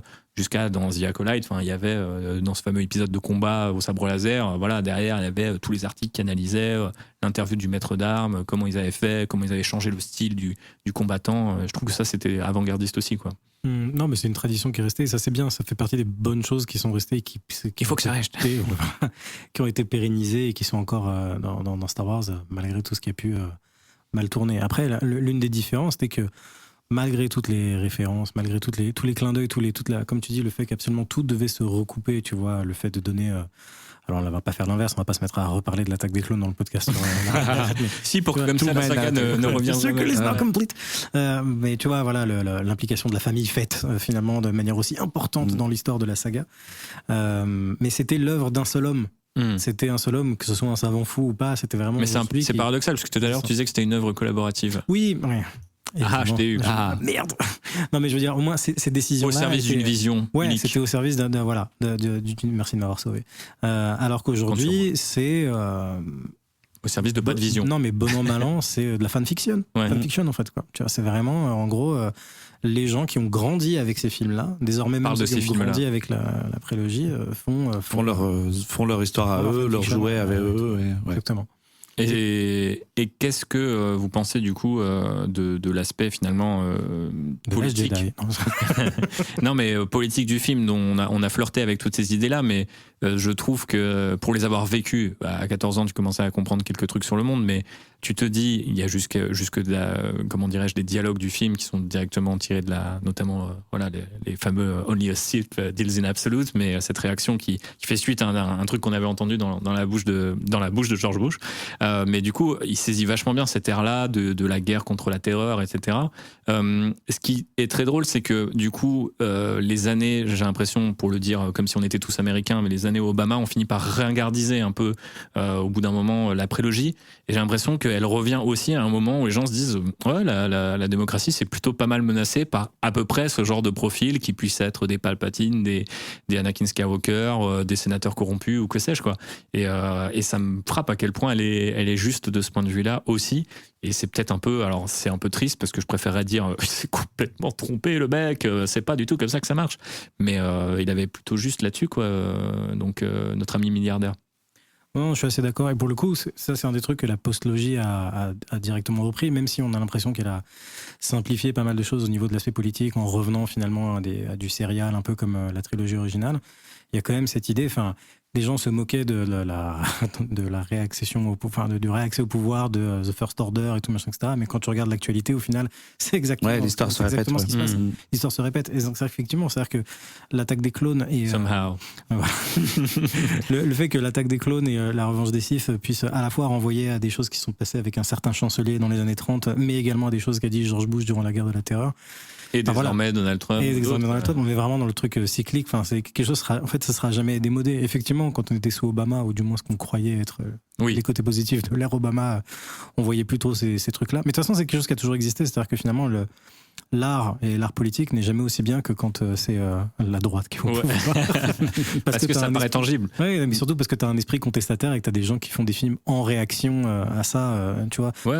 2005, l'année où sort La Revanche des Sith, c'est également l'année où sortent La Guerre des Mondes et Batman Begins. Et ce sont 3 films dont la année bénie par les dieux, par contre, il faut le dire, quoi. C'est un truc de fou, quoi. Ouais. Peut-être 2026 sera de ce niveau-là, mais ouais, c'était vraiment une année en or.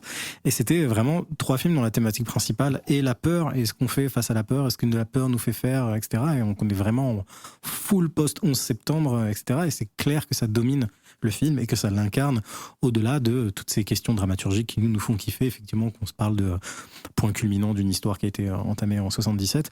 Là, c'est vraiment, ça reflète aussi effectivement directement notre monde. Soit vous êtes avec moi, soit vous êtes contre moi, comme tu l'as dit, c'est George Bush qui l'a dit. Enfin, je veux dire, c'est limpide, personne ne peut nier ce truc-là. Mon fils de 9 ans le voit pas, mais tu vois, nous à l'époque, et les enfants de 9 ans à l'époque le voyaient pas non plus, mais de la même manière que nous, en voyant la trilogie originale, on pouvait pas se dire, ah oui, c'est une réaction à c'est Nixon, sur le Vietnam et tout. Vietnam, quoi. Mais c'est rigolo parce qu'il y a des petits trucs quand même qui te trompent pas. Tu vois, il lui montre un peu justement la prévise de l'enterrement de Padmé et Lucas dit il faut que ça soit comme l'enterrement de JFK, pour citer un autre film cher à ton cœur, Bob, et que j'ai découvert récemment. Mais du coup, je trouve ça extraordinaire, tu vois, de me dire bah ouais, en fait lui par contre ça l'a marqué, et du coup il fait une connexion entre 2 grandes aires de politique américaine aussi, et je pense qu'on peut trouver des échos aussi dans la politique française par rapport à ça, et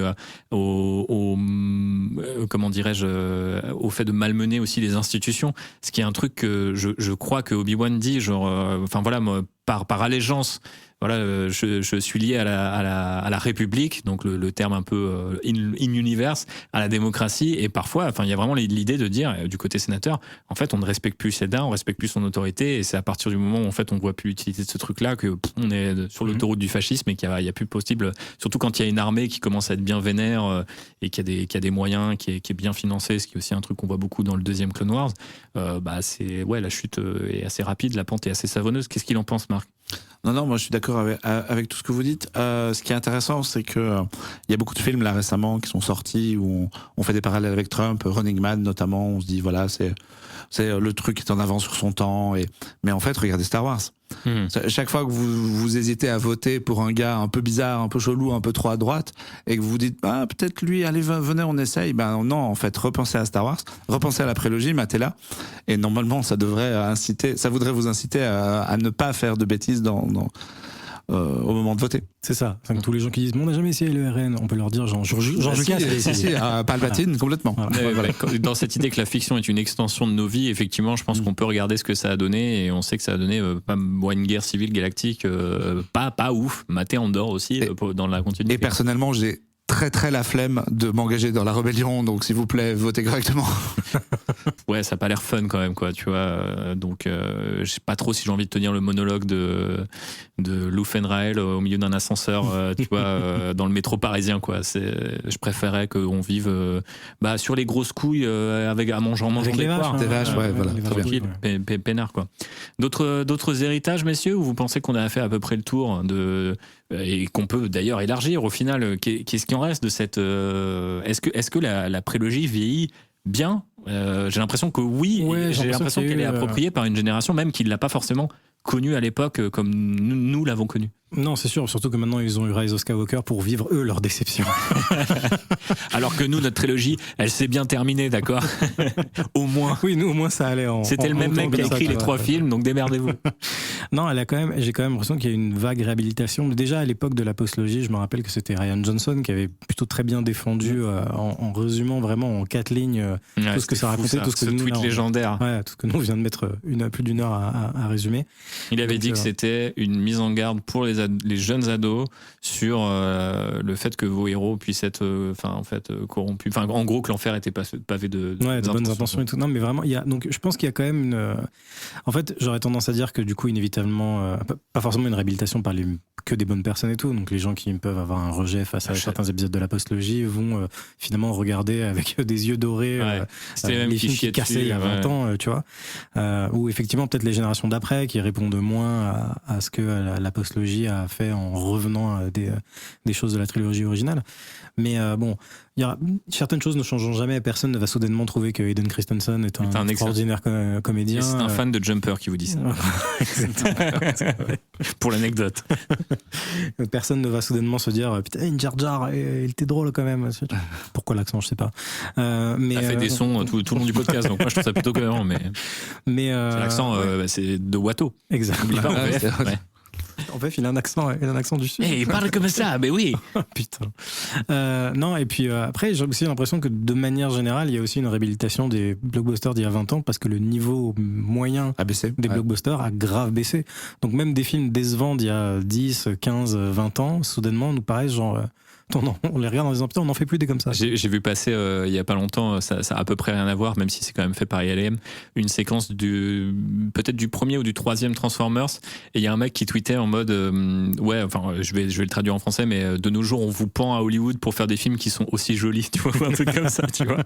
Et t'es en mode oui, c'est vrai que prise à part, la séquence est incroyable, tu vois, et c'est genre 10 secondes de film, quoi, mais oui, peut-être qu'aussi il y a une réhabilitation un peu par nostalgie, quoi, c'est ça que tu dis, enfin par comparaison, quoi. Non, c'est pas juste par nostalgie. Après c'est différent parce que tu vois, typiquement dans le cas de Transformers, je pense que ça part du fait que voilà, comme c'était un film tourné en pellicule et avec un cinéaste qui, pour tout ce qu'on en dit, était quand même quelqu'un qui mettait un point d'orgue à ce que absolument tous les effets spéciaux soient extraordinaires, ultra bien finis. Enfin, je veux dire, un des plus grands scandales, c'est que cette saga n'ait jamais eu d'Oscar des effets spéciaux. Mais c'est plus ça, où effectivement, quand des gens ressortaient des extraits du Spider-Man de Mark Webb, qui comparé au Spider-Man de John Watts, de John Watts, soudainement des gens genre ouais, tu mets le Mark Webb à côté, on dirait c'est James Cameron en fait. D'un coup il y avait quand même un peu plus de style, et pourtant Dieu sait que les Spider-Man de Mark Webb c'était pas non plus la panacée du cinéma, mais voilà. Je sais pas si c'est visuel, enfin je pense pas que ce soit visuellement que les Star Wars seront réhabilités, parce que c'était des films pionniers qui ont essuyé les plâtres de beaucoup de technologies nouvelles à l'époque. Donc personne va soudainement dire genre putain qu'est-ce que c'était beau la revanche des Sith. Parce que non, il y a quand même encore des plans vraiment horribles, pas Jojo, d'incrustations dégueulasses. Les colonnes numériques, elles sont, les fameux couloirs des fois, ils sont juste pas beaux, quoi. Mais après voilà, c'est plus, je pense, au niveau storytelling, au niveau voilà, ça racontait quelque chose. Il y avait des personnages, c'était incarné, c'était pas du vide, c'était pas, je parle même pas je vais même pas comparer genre à un Minecraft, quoi, tu vois, mais genre ouais, c'était pas pour, si on doit citer l'autre saga continue d'aujourd'hui qui est le MCU, voilà, c'était quand même un step au-dessus, quoi. Mais il y a pas c'est la différence aussi avec ce que tu disais de une œuvre collective mais au service de la vision d'un auteur. Du coup, la vision d'un auteur, il défend une histoire, et une fois qu'il l'a racontée, d'ailleurs c'est un peu l'histoire de toute sa vie, il le dit dans le making of, il dit j'ai fait trop de films. Tu dis non frère, parle à tes potes du nouvel Hollywood, tu verras, et citer aussi Megalopolis de Coppola, qui à un moment vient parler de ça, et qui dit je devrais t'emprunter tes mecs des effets spéciaux parce qu'ils sont pas mal forts. Mais du coup très clairement tu te dis le gars c'était l'œuvre de sa vie, il l'a raconté et il a lâché le micro, tu vois. Aujourd'hui on est plutôt dans cette idée de ce que moi j'appellerais entretenir un statu quo, et Star Wars en est la première victime. On l'a vu au courant de la postlogie, où finalement on a pris peur, et je pense qu'on s'est dit ok, on reste sur des bases, on va pas essayer de raconter quelque chose de nouveau, quoi, en fait.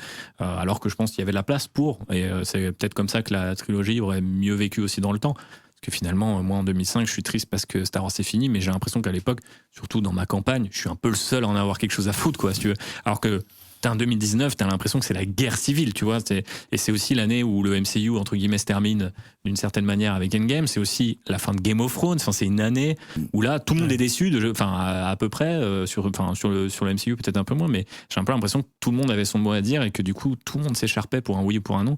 Et je suis pas nostalgique, par contre, tu vois, de cette époque-là. Non. Par contre, 2005, je me dis, ah ouais, putain, j'aurais bien été avec Bob et avec Marc que je ne connaissais pas encore et j'aurais pu discuter avec des ghouls de grande qualité. Ben, Bob et moi, alors toi du coup tu étais en province, mais Bob et moi on s'est peut-être croisés à Bercy sans le savoir en réalité.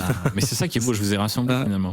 Mais Et donc du coup, parce que pour le coup, il y a certaines choses qui pour moi sont plus très claires. Tu dis, il a fini ce qu'il avait raconté, il a lâché le micro, mais il avait quand même écrit une espèce de traitement quand il a vendu Lucasfilm à Disney, et qui n'a pas du tout été gardé. respecté, ouais. Et ça a raconté quoi vaguement? Enfin, c'était quand même, effectivement, vous trouverez tout dans mon livre. Non, mais voilà. C'est ça que je voulais arrêter. C'est ça que tu voulais arrêter. Ok, allez, je peux arrêter là. Non, mais on sait que c'était 12, puis 9 films, puis 3, puis de nouveau 6. Et après, il s'est dit, voilà, 6, c'est déjà pas mal. Et là, il le dit, hein, tu le sens fatigué et tu le sens constamment fatigué. Mais tel que je le résumais dans le film, c'est que c'est l'histoire de sa vie aussi, d'être confronté à des gens qui lui disent, bon, alors la prochaine. Et lui, il est titillé, tu vois. Il disait, bah ouais, c'est vrai qu'à la base, c'est 12, et c'est le fameux journal des Wills, etc., etc. Et donc, on sait 2 trucs. C'est qu'en gros, la trame principale d'une Jedi qui cherche Luke Skywalker qui est parti en exil, c'est de lui. Donc, voilà. Donc, l'idée qu'il soit sur une île, qu'il est justement rompu avec cette tradition des Jedi qui n'est pas... parce que vu que lui, il n'a pas la pression des pères, les Jedi n'existent plus, il ne recrée pas la même chose. Donc, ça c'est intéressant. Ça devient le Yoda, en fait, de l'histoire. Ou le Obi-Wan, qui était lui aussi quelque part en exil, le vieux sage en exil. Comme Marc, bientôt. Attention, Marc. Mais il y a ça. Et après, il y a cette fameuse idée qu'on rentrait aussi... Et ça paraît 2 idées assez irréconciliables, parce que la première paraît tout à fait bankable, la deuxième c'est le côté, le monde microscopique des Wills, de comment la force est née, d'où ça vient, etc. Ah, donc il revenait à ça. Ouais, il revenait à ça. Ouais. Mais en même temps, on sait que c'est aussi, malgré tout le mal qu'on peut penser de lui, et on aime le détester quelque part, tu sens que dans le 2, il s'adapte aux réactions du 1, et dans le 3, aux réactions du 2. Donc tu te dis, il aurait très bien pu faire, et ce qui était son idée de cheval de Troie à l'origine, c'était de dire, moi je vous écris le 7, voire même à un moment, il pense le réaliser, et après, il laisse les gens terminer la trilogie. Et du coup, alors on voit qu'on peut retcon une trilogie en cours de route, hein, ça s'est vu depuis, mais peut-être pas, je pense que tu pouvais pas. Enfin, tu vois, tu pouvais pas faire ça publiquement, entre guillemets, peut-être à George Lucas. Alors, encore que, tu pourrais très bien te positionner, et on l'avait un peu vu en 2015, c'est quand même le retour du Star Wars qu'on aime, quoi. Tu vois, c'est... finalement, cette corporation comprend mieux ce qu'on veut que ce fou barbu, quoi. Après, c'était déjà ce qu'il était censé faire sur la trilogie originale, mais il a été en micromanagement tout le long. Ouais. Et finalement, la prélogie, il l'a fait tout seul. Donc, tu vois, je sais pas à quel point, s'il avait vraiment réalisé le 7, est-ce qu'il aurait après dit genre, allez, maintenant c'est à vous? Je pense qu'il aurait continué. Je pense qu'il aurait continué, mais je sais pas ce qu'on aurait pu voir. Mais effectivement, on a ces 2 grands arcs-là. Il y en a un qui est très conceptuel, l'autre qui est très tangible. Et au final... de ce qu'on comprend aussi, ça c'est dans le Art of the Last Jedi, où que en fait l'idée du monastère, de Luke qui s'est enfermé, qui revoit avec une forme d'amertume en fait tout ce que les Jedi ont pu faire et à quel point ils ont permis la galaxie de s'effondrer. Le Luke dépressif, comme je pense George Lucas est dépressif, c'est pas une idée de Rian Johnson, c'est une idée de George Lucas, et je pense que c'est là que lui commençait peut-être. Et après, quand arrive Michael Arndt, l'idée de dire il faut qu'on aille, je pense par initiative de Disney, il faut qu'on aille quand même plus vite vers ce Luke, c'est ça que les gens veulent voir. Et donc du coup c'est décevant s'il est pas héroïque, si on le voit pas tout de suite, si on attend, alors comment on fait? Mais le problème c'est qu'une fois qu'il est là, c'est lui le héros, c'est plus la nouvelle personne, cette jeune Jedi dont on parle, qui s'appelait du coup Kira, je crois, donc c'était déjà là, quoi. Donc pour Akira Kurosawa. Bien sûr. Donc voilà. Mais voilà, est-ce que tu aurais aimé voir ça, Marc? Est-ce que au final t'es content que George ait raccroché au moment où il a raccroché? Il pourrait toujours revenir. Hein, Après, il avait toujours dit que, soi-disant, après la prélogie, une fois qu'il terminait la prélogie, il allait enfin revenir à ses films expérimentaux. Ouais. Au final, il a fait son musée. Il a juste fait, il a pris l'argent pour des très très très bonnes raisons. Il a effectivement créé un musée du cinéma. Même du storytelling. Qui a l'air absolument ouf. Donc c'est très bien. Mais effectivement, il n'est jamais revenu à l'art du cinéma expérimental. Et c'est dommage. Et donc pour répondre à ta question, moi ça m'intéresse toujours de voir la vision de Lucas et ce qu'il avait en tête pour après. Ce qui m'intéresserait aussi de savoir, mais peut-être qu'on ne le saura jamais, c'était est-ce que ce traitement qu'il a écrit pour Disney correspondait à des idées qu'il avait déjà à l'époque où il voulait faire 12 films 30 ans ou 40 ans dans le passé, ou est-ce que c'était une vision qui avait évolué? Moi je serais curieux de savoir ça.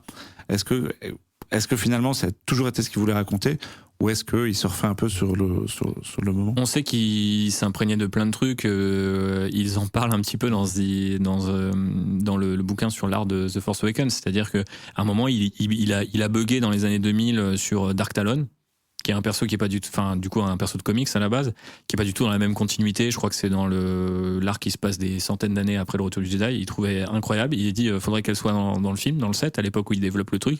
Et ça devait être un peu en mode femme fatale, tu vois, encore une fois, film noir, etc., qui tenterait, je crois, ce qui était l'enfant de Ben Solo, enfin l'enfant de Han Solo, qui était du coup un Ben de la trilogie de Timothy Zahn. Enfin, tu vois, tu sens qu'il avait quand même regardé ce que les autres avaient fait et qu'il se disait, tiens, qu'est-ce que je peux piquer, quoi, finalement, parce que à la base, ils ont fait un truc aussi sur ce que lui avait dit. Oui, ils ont des enfants.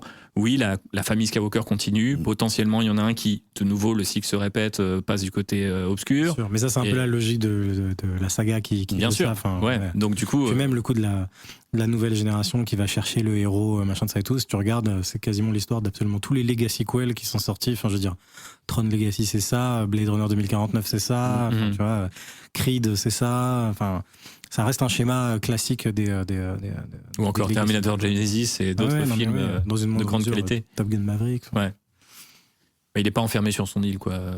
Non, mais il y a quand même. Oui, c'est lui le protagoniste. On a besoin de lui. On va pas chercher. Alors que dans les autres trucs, c'est effectivement le mec, il arrive aux 2/3. Quoi. Ouais. Jeff Bridges dans Tron, Harrison Ford dans Blade Runner. Non, mais c'est un schéma qui, presque de ce point de vue-là, enfin, c'est rigolo. Il a toujours dit, moi, j'ai fait la trilogie parce que je pouvais pas faire la prélogie, la technologie n'était pas là, on me l'aurait pas laissé faire. Il l'a fait quand la technologie était venue, et on a l'impression que ce qu'il allait raconter, c'était, du coup, l'ère.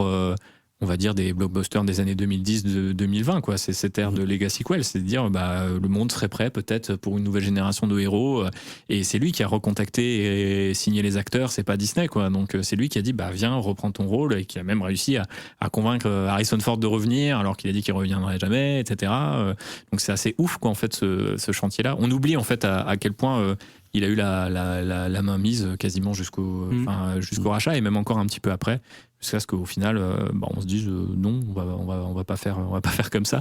Mais là aussi, on a gardé un peu certaines idées qui sont revenues, qui ont rejailli. C'est peut-être pas un hasard que ça ait rejailli chez Rian Johnson plus que dans le 7e épisode, tu vois, qui, j'ai l'impression, est le 7e épisode pour moi, c'est les 23 premières minutes de l'épisode 3 étendues en un film, tu vois, c'est-à-dire il n'y a pas grand chose, on pose les enjeux de la trilogie, mais c'est fun, quoi. Tu vois, tu vas le regarder et tu vas apprécier ce truc-là. Et c'est presque une lettre de dire, s'il vous plaît, restez avec nous pour les prochaines années, quoi.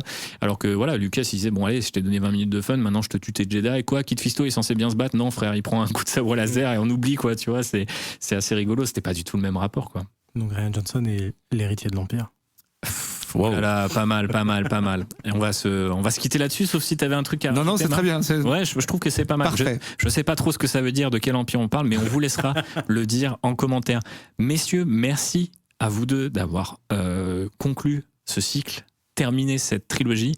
Où c'est qu'on peut te retrouver en ce moment, Bob? Qu'est-ce que tu veux mettre en avant sur cette belle antenne? Nulle part. Ok, ne me retrouvez pas. Bientôt. Non, exactement. Non, si vous voulez lire de belles analyses sur Michael Bay, vous pouvez toujours vous procurer l'ouvrage Michael Bay, La fin de l'innocence, dispo dans certaines librairies spécialisées, commandable dans n'importe quelle librairie, ou sur le site de Aardvark Édition. Sinon, j'écris encore de temps en temps des critiques pour filmdeculte.com, mais c'est devenu beaucoup plus rare. Et après, je l'espère qu'on pourra se retrouver sur grand écran. Wow. Petit teasing, on aime ça. Je mettrai un lien vers ton bouquin que je conseille pour les gens qui soit aiment Michael Bay ou soit qui aiment le détester, parce que je trouve que dans les deux cas c'est tout à fait pertinent, et je rêve toujours d'un Star Wars par Michael Bay, donc je le dis. Marc, toi, CloneWeb, CloneWeb.net, c'est toujours là, ça, à un rythme un peu irrégulier, un peu au rythme de mes envies, de mon temps libre et de mes occupations, et le podcast Happy Hour aussi. Le 100e numéro avec Jean-Philippe Pumartin est en ligne depuis quelques semaines, et en fonction de quand cet Outrider est en ligne aussi, le 101e arrive. Très bien. Bravo pour cette longévité incroyable. On s'accroche, on est toujours là. Aussi puissante qu'une trilogie Star Wars, ça continue dans la durée, ça évolue, c'est incroyable. Outrider, vous comprenez bien que ça arrive que quand on a des sujets intéressants et des invités intéressants, donc c'était le cas aujourd'hui. Merci à toutes et à tous de nous avoir écoutés. Si vous voulez continuer l'aventure, on a un podcast sur Warhammer, ça s'appelle Land Raider. Vous pouvez lire le bouquin sorti sur Star Wars Shepherd. Il y en a aussi un sur Warhammer, il est en réimpression, il arrive en janvier 2026. Je suis dans le dernier Métal Hurlant et nous étions ce soir non seulement à bord de l'Outrider, mais qui s'est garé dans un incroyable spatioport qu'on appelle le studio 17. Je fais comme notre ami Tom Cruise, je montre le logo à la caméra et donc producteur entre autres de La Bonne Auberge. C'est pour ça, voilà, on était bien habillés, sponsorisés. Merci à eux de nous avoir accueillis dans des si beaux locaux. Merci, je regrette presque d'avoir quitté la Coruscant française pour enregistrer d'autres épisodes dans ces conditions parce que c'était particulièrement agréable. Il manquait juste les toasts et les bières qu'on a d'habitude, mais on a été sage et je pense que l'analyse s'en est fait sentir. Ça manque, et on a même eu du sound design, j'allais dire, ça manque un peu de blague de Bob, mais on a eu une autre version. Des bruitages, on a une autre version. Comme l'humour de Lucas, ça évolue. Ouais. Voilà. On vous retrouve pour une prochaine, je sais pas trop quand. L'année prochaine, il paraît qu'il y a un film Star Wars qui sort, donc peut-être ce sera l'occasion d'en discuter ensemble et d'avoir des hot takes dans tous les sens. Messieurs, vous serez bien évidemment conviés si de cela devait arriver. Avec plaisir. Des gros bisous et que la force soit avec vous. Ciao. Ciao. Ciao, ciao.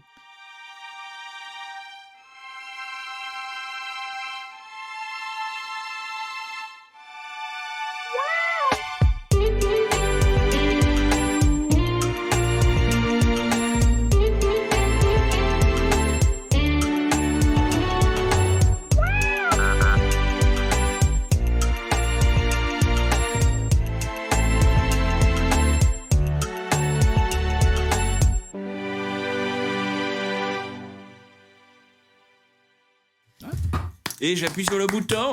Merci, c'est une fin de tournage. Bravo.